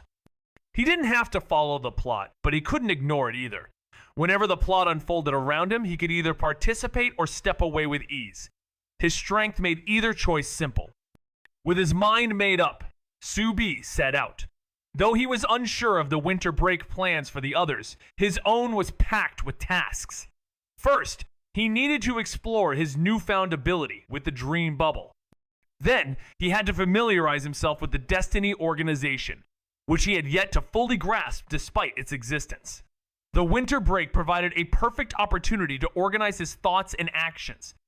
A flight and a taxi ride later, he arrived at home, the familiar surroundings hitting him with a wave of nostalgia.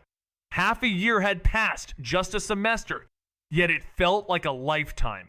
Only 6 months ago, Subi was a regular 9th grader aiming for a good high school, but now he was a powerful ability user. Transformed beyond recognition, Subi finds himself in a distorted world where fragmented memories and shifting timelines blur the boundaries of reality. In this strange new realm, manga consciousness, a voice from his past, provides a familiar anchor. After a brief rest, Subi dives into a new manga chapter, which sheds light on recent events. While the story includes a new focus on other academies, particularly their victories, Subi can't shake the feeling that the narrative is shifting its focus away from his own journey. Intrigued by this, he checks the chapter that centers on his world, which addresses unresolved mysteries, including Mutaren's unexplained fate. As the story unfolds, Subi confronts the inevitable truth that the line between reality and fiction is far from clear, with every step drawing him deeper into a web of unfinished stories and the mysteries behind the archive world. Mo Xiaotian, as always, was the first to approach, showering him with compliments and eager to know how he had gained such strength. While Mo Xiaotian's praise usually felt comfortable, Subi couldn't shake the feeling that his curiosity wasn't entirely genuine. Everyone else had the same questions, so his inquiry didn't stand out. After all, he hadn't done anything wrong. From Subi's understanding of the manga, Mo Xiaotian's role in King of Abilities was often to ask the questions that allowed the artist to clarify readers' doubts. But unsurprisingly, Mutiren didn't tell the full truth. He claimed it was a newly developed ability technique that briefly boosted his physical strength and gave him immunity to mental attacks. It sounded plausible. Abilities could indeed evolve, especially for someone with a physical enhancement type. But Subi wasn't convinced. If it was truly just a temporary boost, why hadn't he used it during training or the exam? Fans on forums were asking the same questions. The hesitation was suspicious, and Subi knew that hidden abilities often led to trouble. Since Aibaoju and the others didn't question him, they took his explanation at face value, leaving Subi without more answers. Fortunately, the author seemed intent on dropping more clues. Later, Mutaren was frequently shown clutching his chest, and there were moments when a smoke-like substance emanated from his arm. It was subtle, but Subi was paying attention. The sign suggested something was off, but what exactly was wrong with Mutaren's ability remained a mystery. The forum was mostly quiet, with readers picking up on the subtle details of Subei's actions and spinning wild theories. Some even connected the mysterious smoke to a strange event before Zhao Xiaoyu's technique triggered, impressing him with their creativity. It was an outlandish thought if the author had written it. Subi would have probably jumped through the screen to stop them. Despite this, the author had managed to shift the conversation, and now no one was discussing Mo Xiaotian's status as a mole. Only one old post remained. So, Mo Xiaotian had a bit more time before his identity was exposed, which might not happen until the next semester. After finishing his reading, Subi stretched and decided to rest for 2 more days before tackling new tasks after the scores were released. Finally, the long-awaited scores arrived. Both campaign reenactments had won, giving everyone an extra 500 points, which essentially canceled each other out. Manhwa shared the rankings in the group chat, the overall list and individual class results. Subi checked the class ranking first and smiled with satisfaction. He came in 3rd and had correctly predicted that Ling Yu would be the top scorer. Her plague ability had wiped out countless nightmare beasts, and though she had fallen into a coma mid-exam, her contributions were undeniable. Ling Yu had been the standout of the exam, and Subi had a hunch that after the term started, they wouldn't be working with her anymore. The forum wasn't much help, with readers spinning wild theories about Subi's action. Some even suggested the smoke was connected to Zhao Xiaoyu's mysterious experience, leaving him in awe of their attention to detail. That theory, though, was out there. If the author went down that route, Subi would probably leap out of the screen to confront them. But the author succeeded. The gossip shifted focus, and no one cared about Mo Xiaotian being a mole anymore. Only one old post still lingered. Mo Xiaotian could hold on for a while. Even if his identity got exposed, it wouldn't happen until the next semester at the earliest. After finishing the post, Subi stretched and decided to take 2 more days off before diving into other tasks once the scores were released. When they finally came in, everyone got 500 extra points from the successful reenactments, canceling each other out. Manhwa shared the rankings in the group, both the overall list and the individual class rankings. Subi checked the class list first, pleased to see he was in 3rd place, and he had correctly guessed that Ling Yu would be the top scorer. Her ability to crush Nightmare Beasts was unmatched, and despite falling into a coma during the exam, her contributions shone through. Ling Yu had truly dominated her strength, a game changer, and Subi knew that after this term, they probably wouldn't team up with her again. He didn't just rescue his teammates from a nightmare beast, he also took down 2 more with that strange ability of his, plus a little backup, and that sealed his place in the ranking. Even the so-called weakest in the class managed to break into the top 50, while half of the top 10 turned out to be from the same class, turning what could have been humiliation into shining glory. No wonder the teacher was grinning like he'd already known the results. The group chat exploded in celebration, with one classmate sighing over his 15th place that he wished his academic scores could match, only to get roasted with laughter and a cheeky good luck on finals message. Everyone walked away loaded with points, but the one who snagged 3rd place became the richest of them all, taking command of the Destiny system.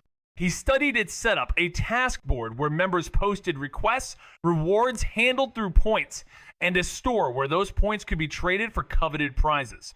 At first, the rewards were scarce, relying only on his strange ability. But as Destiny expanded, its shelves filled up, and the once granted wish fulfillment became nearly impossible to purchase. Even so, the system ran smoothly without him, thriving in its own right. In a world where information is a commodity, Subi has access to frequent intel exchanges, making him both a leader and a keeper of crucial knowledge. The intel he uncovers, especially over the course of a week, reveals not just valuable secrets, but also the hidden vulnerabilities of powerful figures. Among these revelations, one piece stands out: Black Flash, the target of a retaliation plan. Subi learns about a hidden weakness, a long-lost wife, cherished by the leader but never seen in public for years. This triggers a realization for Subi, connecting it to Mo Xiaotian's family. While Mo Xiaotian claimed his grandmother had passed away long ago, the intel suggests she's alive. Subi recalls a key detail in Mo Xiaotian's words: his grandma left them, not died. This subtle distinction makes Subi reconsider what left really means. Could it be a breakup or divorce? If so, then Mo Xiaotian's grandfather, who still clings to her memory, might be trying to win her back, possibly searching for ways to mend their broken relationship. Subi's mind races. Piecing together fragments of this complex puzzle, Subi found himself deeply disappointed by the storyline where a powerful villain was reduced to chasing love. Such a plot felt unworthy of someone of his caliber.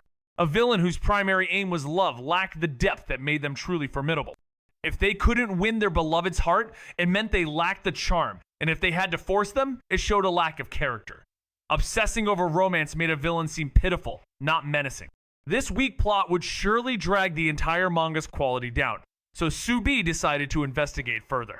He suspected that Mo Xiaotian's grandpa, who had made an impression at the campus festival, might reveal his true nature at home. Armed with an invisibility charm, Subi snuck into the rustic suburban house.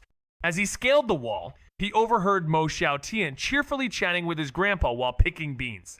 The old man reclined in a rocking chair, listening with a smile as his grandson excitedly praised his time at Endless Ability Academy.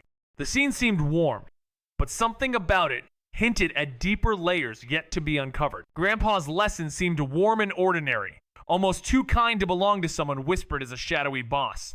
Watching their playful exchange, doubt crept into the air, until it rippled and 2 dark figures appeared, bowing before the old man with reverence and greeting the young heir.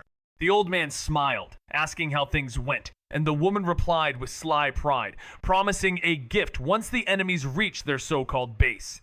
The words struck like a warning. Was it all a trap?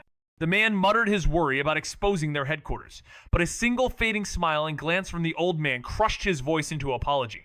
As tension thickened, the young heir scratched his head, bewildered, wondering why his uncle trembled so much before a grandfather who never seemed harsh at all. Under the intense gaze of the old man and woman, Uncle Chen could feel the pressure building. They didn't have to say anything for him to know that one wrong move in front of Mo Xiaotian could lead to serious consequences. With a forced smile, he tried to lighten the moment, claiming he was simply nervous around everyone. To avoid further questioning, he quickly changed the subject. He asked if the same procedure would be followed for capturing teachers, noting that they weren't regular ability users, and it might not work with them. The old man nodded, his voice calm but carrying an unsettling message. Those who served them would be treated with respect, but those who didn't would be dealt with in their own way. Both of them seemed to share an understanding, smirking in agreement, while the woman even flattered, suggesting it was a blessing for anyone involved in their grand experiment. Su Bi, though unsure of the details, couldn't help but think to himself that this didn't sound promising. He was curious but knew better than to ask further as they quickly vanished, leaving no trace. As he approached the house, the old man's gaze locked onto him, and within an instant, Mo Xiaotian trapped him with air cubes. It was a clever move. Su Bi had trained Mo Xiaotian to use multiple smaller cubes instead of one large one, as they were sturdier. Never expecting the tactic to be used against him, Su Bi barely managed to dodge the attack, retreating swiftly as the old man's expression shifted, thankful for his quick reflexes. Su Bi had been eavesdropping for so long without a word, yet he sensed the moment when someone got too close. He hadn't realized the danger carelessness had set in. The old man, a leader of an organization, surely had tricks up his sleeve, and though Su Bi's invisible charm from the manga consciousness was useful, it wasn't enough to make him invincible. The intel he had just overheard was compromised, and now he feared the consequences. Realizing someone had been listening, plans would inevitably change. Mo Xiaotian, furious at the breach, called out, "Who's here?" But his grandfather, ever calm, interjected with a smile. "Xiaotian, what did I teach you? Don't let anger cloud your mind. What's the first step?" His words were gentle, almost fatherly, but hidden beneath was a sharp mind. Mo Xiaotian, his anger dissipating, followed the lesson obediently. "Find a solution. I've sealed the courtyard with my ability." The old man nodded in approval, but a slight shake of his head followed. Quick thinking, but is this enough to trap them? Su Bi's heart sank as he saw the calm expression on the old man's face. In that moment, he realized his mistake when the old man's expression shifted. Su Bi should have teleported away instead of attempting to dodge. As he feared, the old man casually revealed, "I've used space lock to seal this area. Even if they have wings, they won't escape." In a world where nothing is ever simple, Su Bi faces an unexpected dilemma. A quick solution to his problem, taking out the old man, would have been ideal, but reality doesn't play by his rules. The thought crosses his mind. If the old man died, the space lock would fall under his control, allowing Su Bi to escape, but logic whispers otherwise. Without the protagonist's halo, Su Bi knows he doesn't have the luxury of power, but the old man isn't as vulnerable as he might seem. A quick attempt to kill him falls flat, leaving Su Bi to wonder if the old man has an immunity or counter to his abilities. While his plan stalls, Su Bi shifts his focus to Mo Xiaotian, the real weak link. Even with his protagonist halo, Mo Xiaotian is still in danger, and Su Bi realizes that the old man's calm reaction might be a facade. What if his grandson's life were at risk? This realization changes everything. And Su Bi knows now that the true battle isn't just about the old man, but about what he's willing to sacrifice to escape this twisted fate. The thought struck like lightning. If the old man dropped dead right there, maybe things would turn. There was a quick way. Twist that massive pointer downward and end him fast. If he fell, the lock's control wouldn't switch hands so easily, giving a chance to slip away. But reality was cruel. This wasn't possible. He lacked that glowing halo of fate, while the villain carried his own, and villains weren't made to topple so easily. Still, logic wouldn't stop him from trying. Power surged, but what appeared was shocking in its emptiness. Nothing hovered above the old man's head. Why? Immunity? Countermeasure? Or some hidden trick? His mind spun with questions. Whatever it was, the old man was untouchable. Eyes shifted to the younger one. Immunity or not, that one wasn't safe. He realized he had been blinded by the old man's calm, assuming he'd stay unshaken if harm struck the younger one. But there was something overlooked. Sickness or pain might mean little, Yet the threat of death would hit differently. He knew the younger one carried the protagonist's shield, untouchable at heart, but the old man didn't know that. Subi remained unfazed, his mind set despite the old man's threat. The grandfather's aged voice trembled as he demanded surrender. I don't know who you are, but you see where you stand. Yield now, and you might survive. Resist. And before he could finish, Subi ignored him completely, swiftly adjusting the large pointer to 3 o'clock illness and nudging the small pointer further right. He didn't break a sweat. Even with his limited mental energy, he could make a few more adjustments, enough to put Mo Xiaotian in unbearable pain. Just as he expected, moments after the adjustment, Mo Xiaotian gasped in agony, clutching his stomach. Sweat poured down his face as he doubled over in torment. The grandpa's calm demeanor cracked, his voice now laced with panic, but Subi's resolve was absolute. He didn't flinch. Mo Xiaotian had been an ally once, but now, in this fight for survival, he was just another foe. Subi's eyes darkened, and with no mercy, he cranked the small pointer to its extreme. No second chances. If the threat didn't work, he would make sure Mo Xiaotian fell with him. In a world where survival hinges on the balance of power, Subi faces a critical decision. His last resort is a dangerous move using the large pointer to end Mo Xiaotian's life. The cost, however, is immense, draining his mental energy, perhaps even threatening his own life force. Yet, this may be the only way to gain control, and if he must, he'll drag Mo Xiaotian down with him. The grandfather, desperate to protect his kin, warned Subi of a life-saving item that could revive Mo Xiaotian if harmed. But Subi remains unshaken, mocking the notion of life-saving trinkets. Everyone seems to have one, from his own substitute doll to others like Si Xiaohua and Mo Xiaotian. As Mo Xiaotian collapses, blood spilling from his lips, it becomes clear that Subi's choice is made. He will press on, no matter the cost. In the midst of an intense situation, Subi creates a high-grade contract from thin air, its terms appearing as he willed. With a swift gesture, he guides Mo Xiaotian to the other side of the room, signaling Subi to sign the contract, which requires no pen, only a mental agreement that holds binding power. When Subi questions its safety, Manga consciousness, ever vigilant, confirms it's secure, calming Subi's nerves. After signing, the space lock deactivates, and Subi teleports to safety. Just in time, a red beam strikes where he once stood, leaving behind a massive crater. Back at home, Subi exhales deeply, his heart still racing. Manga consciousness warns him about the close call, urging him to avoid such risks in the future. With a sip of water, Subi nods, understanding the lesson learned. Even with his best precautions, there are no guarantees, and he needs to be better prepared next time.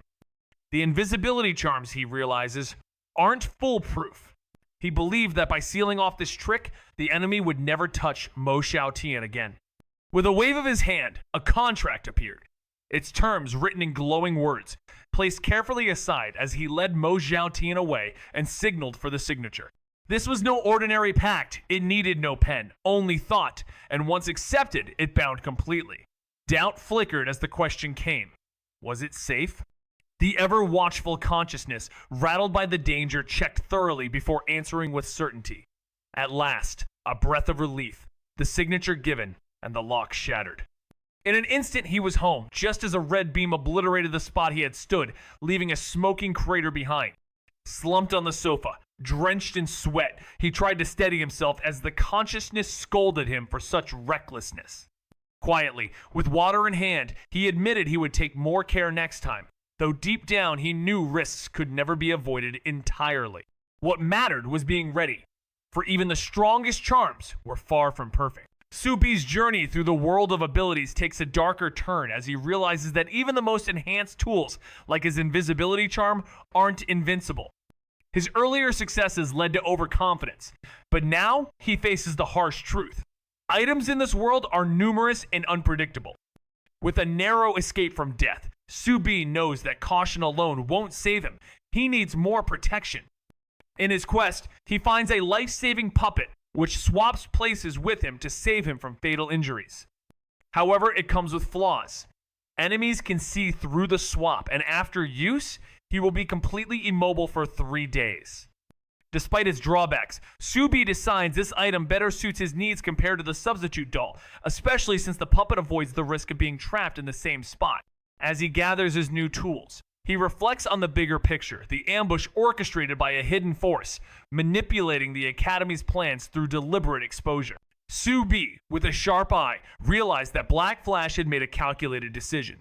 Letting him go, while forcing him to sign a contract, wasn't about saving an item he feared for Mo Xiaotian's life. His life-saving artifact couldn't block Subi's powers. The realization stunned Subi, raising an eyebrow in thought. He hadn't really threatened anyone, so it seemed the artifact only reduced the damage. Was his power somehow immune to such items? Like most ability users, he had no real understanding of all the quirks of his ability. And it was moments like this, in the heat of battle, that led to discoveries. He now realized that his power might bypass certain items, but to truly understand, he'd need more tests. With a sigh, he prepared for the long road ahead. The next morning, Wu Di reached out. "What intel?" the message read. Su-bi responded simply, "About their recent actions." In the world of Destiny, the process was standard. Sellers provided tasks with vague hints of intel, and buyers decided if they wanted to pursue them, negotiating terms and price. Once the deal was made, it was final. After receiving the full details, the transaction was complete, and feedback was left. Sellers with bad ratings found themselves under scrutiny. Wu Di was intrigued yet cautious about the recent developments surrounding Black Flash's movements. Despite all the checks confirming the legitimacy of their supposed headquarters, something about it felt too easy, too smooth, almost unreal. The Academy shared his doubts, yet they were forced to move forward, driven by the need to act. Now, with a lead in hand, Wu Di's excitement was tempered by wariness. The risks were clear. Destiny's system was designed to deter selling fake information, but one couldn't ignore that some members might still risk expulsion for personal gain, especially with Black Flash's long-standing conflicts. Despite this, Wu Di decided to proceed, knowing he could verify the intel later. Negotiations with the informant, Su-bi, were tough. Su-bi wasn't going to make it easy, but Wu Di managed to secure a good deal. Afterward, Su-bi's version of the story seemed credible, even though he made sure to avoid revealing his escape method, choosing instead to present himself as a mere victim seeking revenge. As Wu Di listened, two things became clear.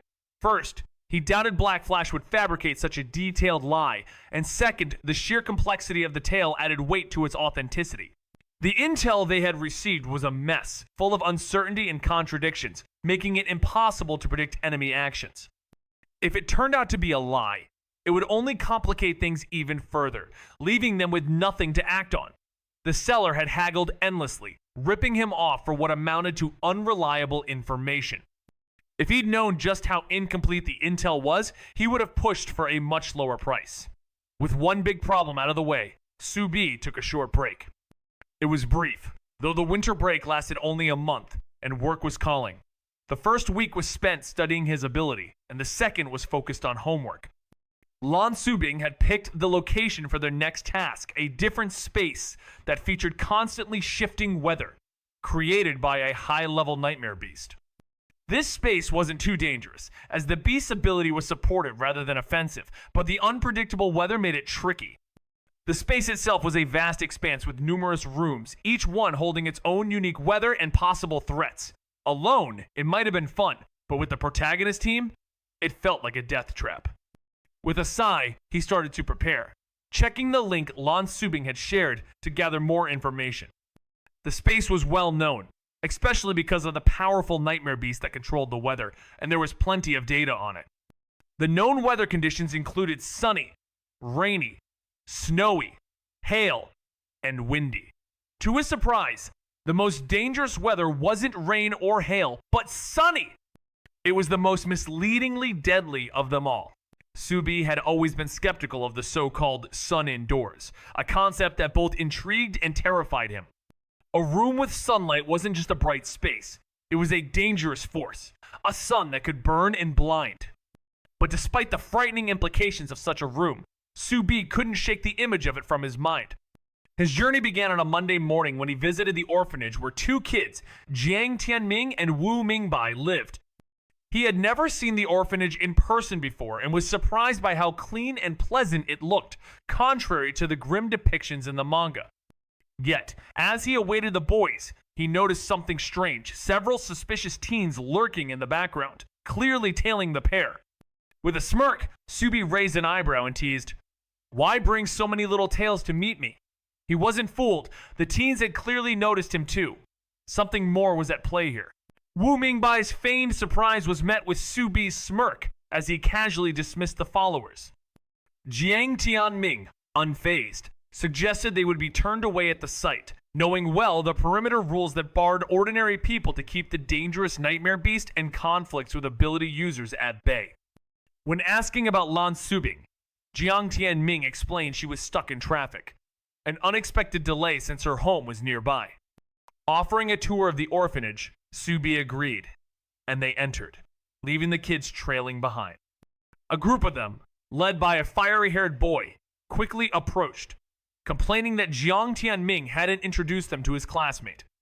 Wu Mingbai, ever the innocent one, brushed it off with a playful remark, challenging the need for introductions.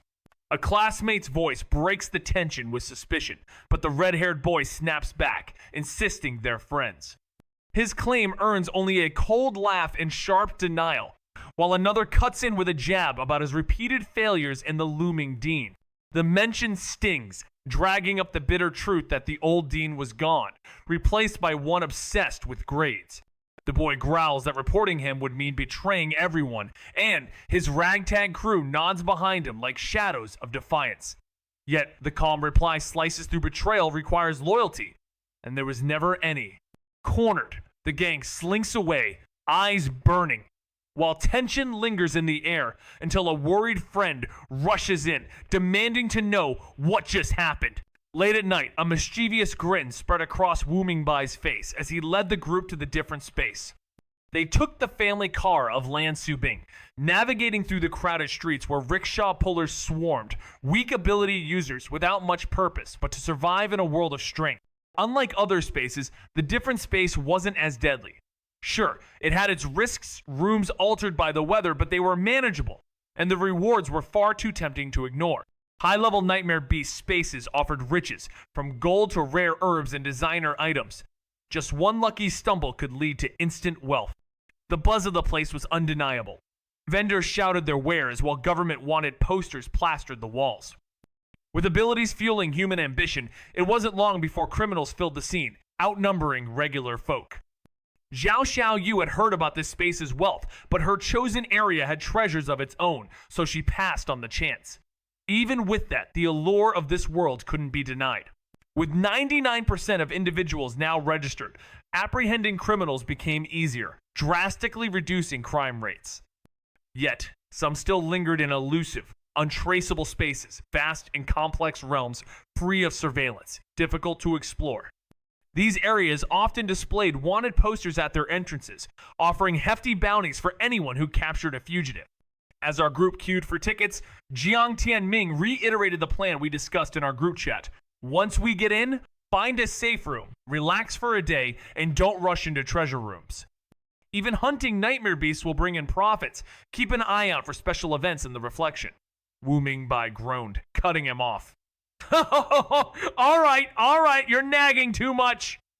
Lan Subing, with a playful smile and twinkling water blue eyes, teased like a nanny. Jiang Tianming smirked coldly in response. Who asked to copy my spring outing essay last time? And who was all eager to raid a gold room for a big score? His words landed with precision, leaving both of them awkwardly silent. Despite their teasing, their bond was unbreakable, so tight that outsiders could never penetrate it.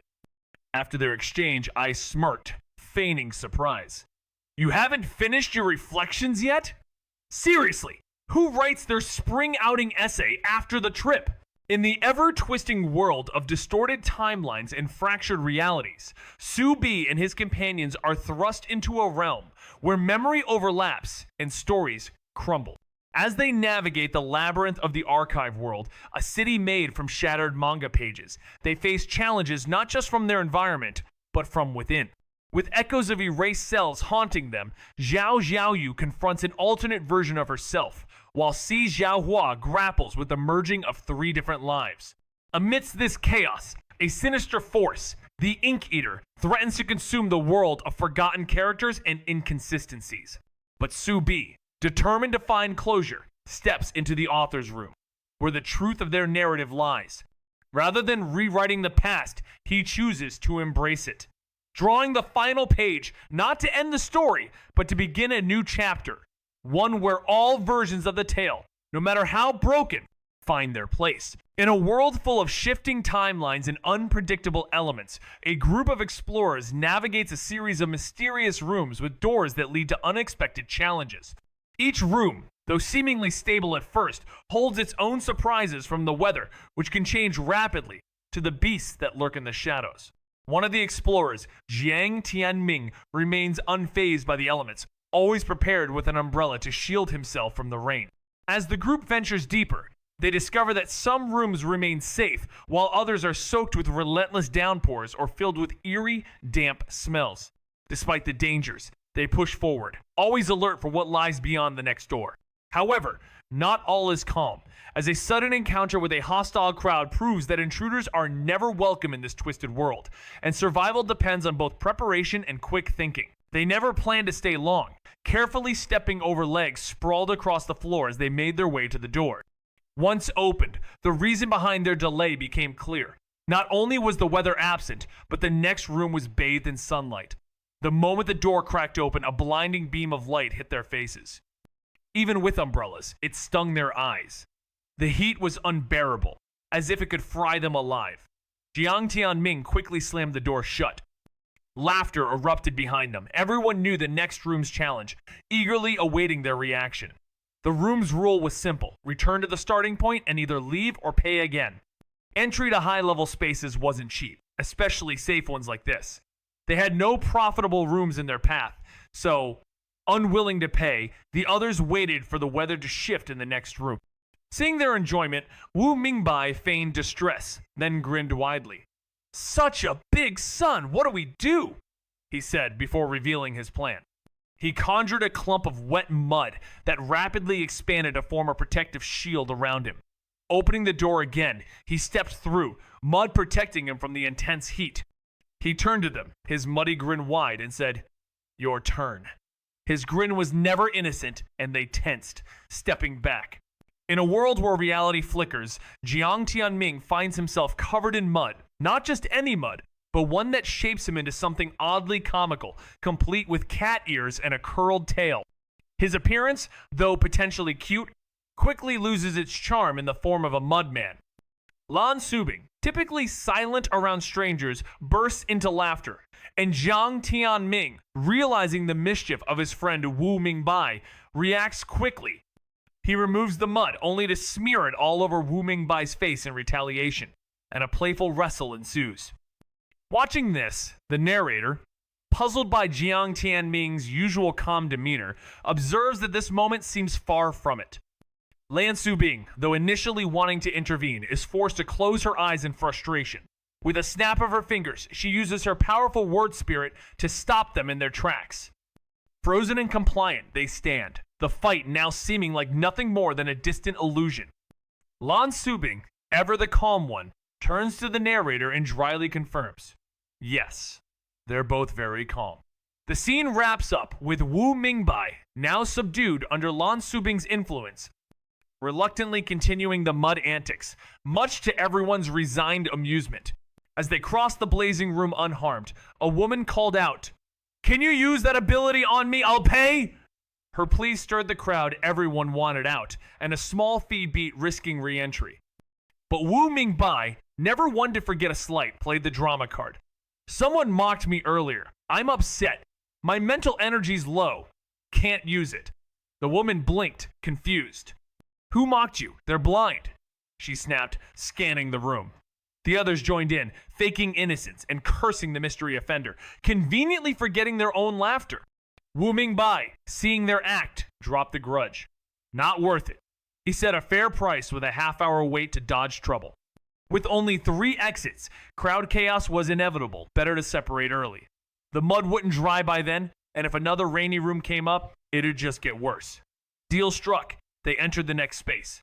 True to the data, a head-sized sun floated overhead like a fireball, baking the chamber into a glowing oven. The reports were clear. These suns burned everything. Once scorched clean, the room reset, new decor, new threats. A sunny room meant change was coming. Not always bad. Many rooms had been stripped bare, waiting for the next cycle to restart. One stood nearly lifeless, just scorched corners and blank white walls. Their steps echoed in dry mud as they pushed on. Then came the hail room. A single bean-sized stone struck his head as the door creaked open. Finally, the data's strange claim made sense. Though hail should kill heavy and fast enough to crush the rooms were barely 3 meters high. Unless a rock the size of a head dropped, it barely left a bruise. They passed through several, then a screech, something leapt from the next room. Without hesitation, Lan Subing shouted, "Freeze!" while Zhang Tianming slammed the door shut. "Rat, nightmare beast?" he guessed, reopening it. The monster pounced again, but this time, a hidden gear sliced its throat clean. They stepped inside. A storeroom, stacked with rusty cans. Some reeked faintly of meat sauce, but others remained untouched. He observed the scene, musing, "Guess nightmare beasts really only eat people.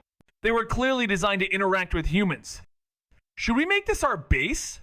suggested one of them, circling the location on a map. With no objections, they marked the spot and continued their exploration. It wasn't long before they entered another weatherless room.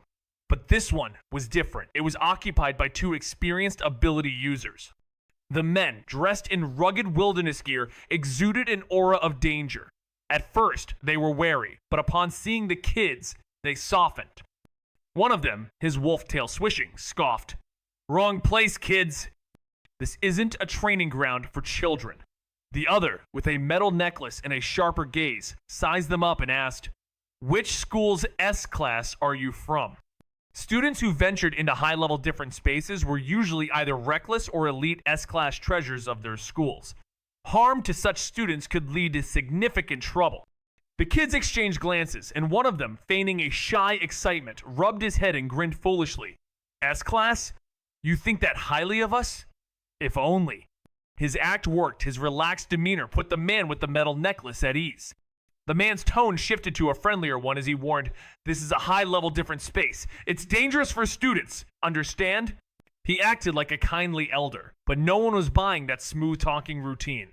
Wu Mingbai, smug as ever, shot back with confidence they'd done their homework. The big bad beast in this zone? Toothless. The mid-tier ones? Plenty of rooms to run. Worst case, 4 against 1. Easy math. The older men sized them up. Just clueless students, right? Then Mr. Necklace played the concerned adult card, pretending to worry. No ability items? He'd escort them out. Yeah, right. That righteous act? Just a flimsy cover for greed. Only the gullible would fall for that line. His buddy with the wolf tail chimed in, doubling down on the noble adult act. No items, no stay. But none of that fooled them. One shared look said it all. These guys might be high-level ability users, and a real fight? That could get messy. The fight was intense as 6 gears launched their attack, targeting vital points, but the wolf-tailed man was quick to evade. With 2 glowing knives in hand, he went head-to-head with the protagonist. The blades, glowing a dark purple, weren't just for show, they were dangerous. And every strike was calculated. The protagonist, unarmed but not without skill, dodged expertly, relying on both luck and instinct to stay one step ahead. His opponent's ally stood back, confident his teammate could handle the fight. The tension was thick. This wasn't just a random skirmish, but a test of strength. After dodging a few more attacks, the protagonist sprinted through a door, with the wolf-tailed man hot on his heels. A well-timed gear attack knocked the door shut, giving the protagonist a moment to prepare. Grabbing a chair for close combat, he faced his opponent, knowing the knives would be a problem. If the corrosive weapon hit, it could do some serious damage. Yet, the protagonist trusted in his luck, narrowly dodging every strike as if guided by fate. Stumbling from overexertion, he seized the moment, knocking his opponent out cold. but as he prepared to leave, strange noises echoed from behind the door. The man with the necklace was late, likely delayed by Jiang Tianming's group. Still, the silence in the room felt off. Sensing danger, he dragged the wolf-tailed man to safety, cautiously probing the room with his mental energy. What he discovered shocked him. The room, originally designed for 4, now held 6. Where did the extra 2 come from? Before he could dig deeper, a woman's voice rang out demanding, "Who's there?" The moment his mental energy made contact, it was immediately attacked. He realized the room housed another with advanced mental energy, an enemy far stronger than him. His first mental energy clash, untrained, left him overwhelmed. Cutting off his energy, he fled to another room. After a few moments of calm, he analyzed the situation. Jiang Tianming's group and the man with the necklace should still be inside, meaning 4 of the 6 were accounted for, leaving 2 unknowns.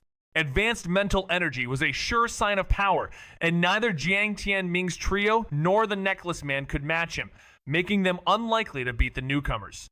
Given the silence, he deduced the newcomers had taken control of Jiang Tianming's group. Well done, protagonist team. Jiang Tianming let out a heavy sigh. Didn't they read the posters at the entrance?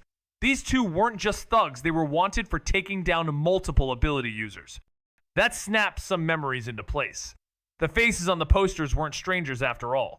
Normally, people would freeze or flee, but the sheer force of killing intent around them made hiding feel useless. The man with the necklace, who'd earlier ogled Jiang's gear, now stammered, not out of guilt but fear. He wasn't a saint, sure, but he'd never crossed the line into murder. Panicked, he begged for a deal. He wouldn't tell a soul.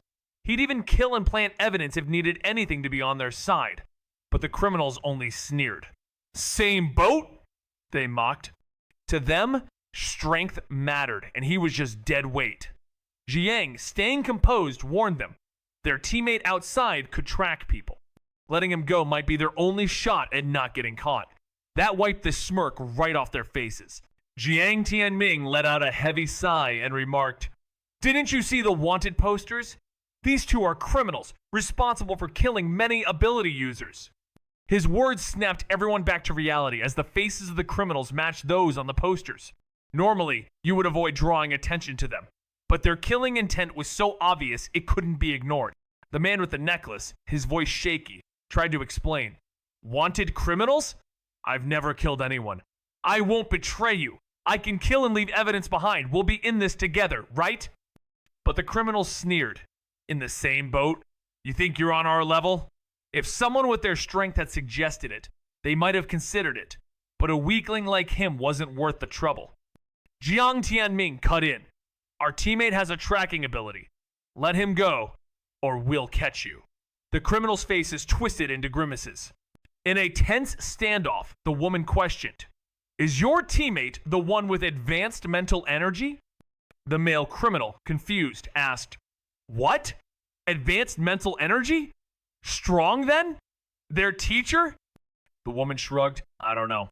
I sensed it probing, but they ran off quickly. Could have been just a passerby." The man glared at Jiang Tianming, demanding, "Speak! Was that your teammate?"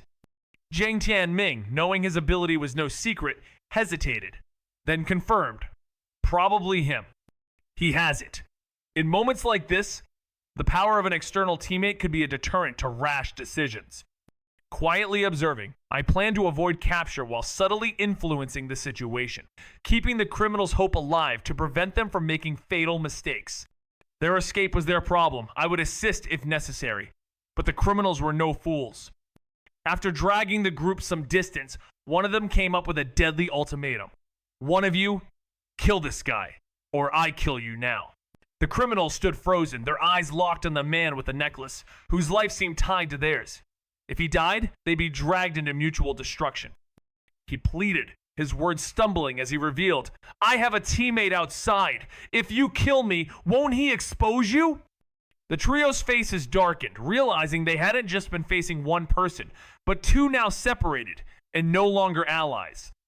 Turning to Jiang Tianming for confirmation, he nodded, reluctant to kill, but confirming the truth. They fought over a disagreement in another room. Now, neither could die, for keeping them alive might draw the attention of those outside. With a look exchanged, The criminals grudgingly hauled the four of them along. From dawn to noon, they faced off against nightmare beasts, eating sandwiches in between. The writer of this journey regretted having pre-written a reflection filled with predictable events like hunting beasts and navigating weather rooms. His narrative was becoming mundane, too calm, too serene.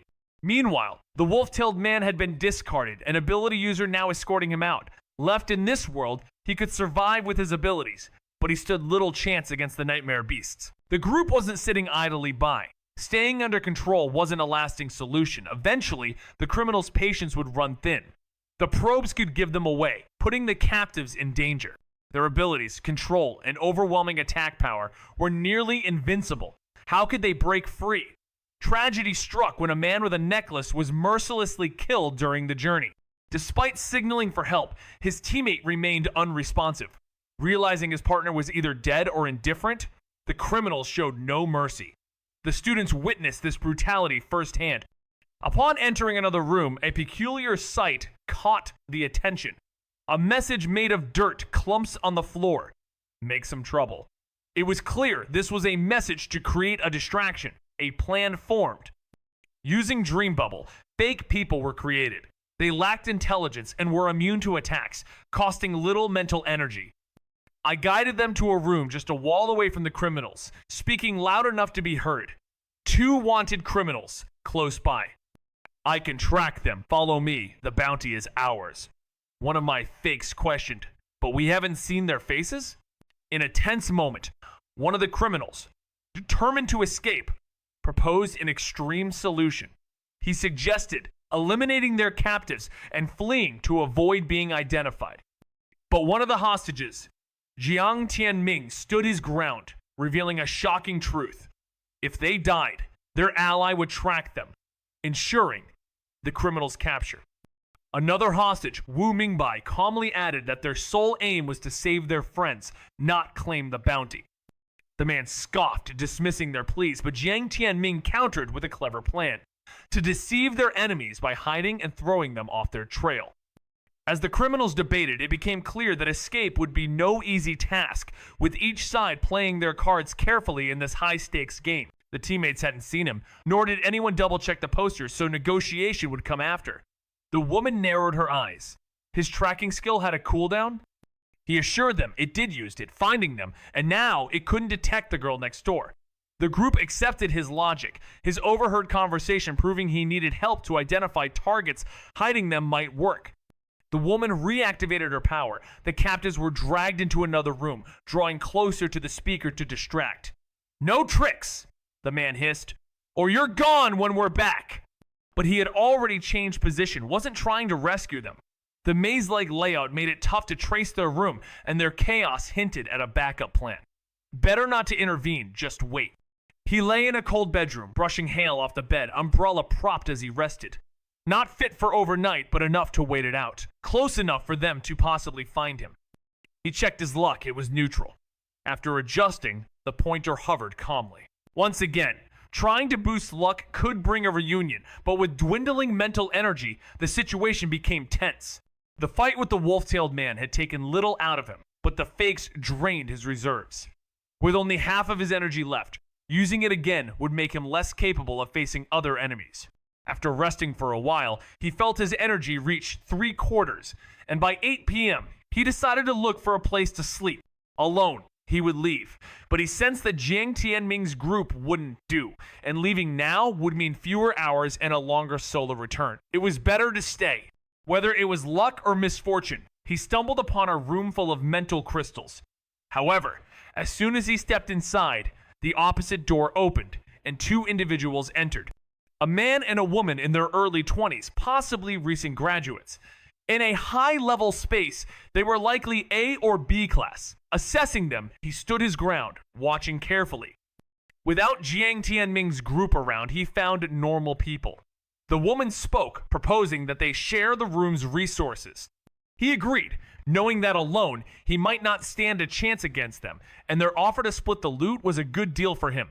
Unbeknownst to him, his simple nod reassured them they saw him as a prodigy, a solo teen in a high-level space, probably S-class, top tier even. They recognized his strength, and though older, They dared not provoke him. The couple stood frozen as the floor sprouted with mental crystals. The dilemma was clear. How to harvest them? Should they pull them like radishes? The narrator, while not an expert, knew the basics mining crystals wasn't new. But there was one issue. Where was the pickaxe? Even in the mines, bare hands weren't enough. With a sense of impending misfortune, the narrator felt the pain of unattainable treasure. Anyone conjure a pickaxe? They asked bluntly, but the silence was suffocating. No one answered. The couple, undeterred, tried to pull the crystals by hand, relying on their abilities, but soon found themselves exhausted and defeated. Resigned, they slumped down, mimicking the narrator's quiet corner, awaiting an impossible solution.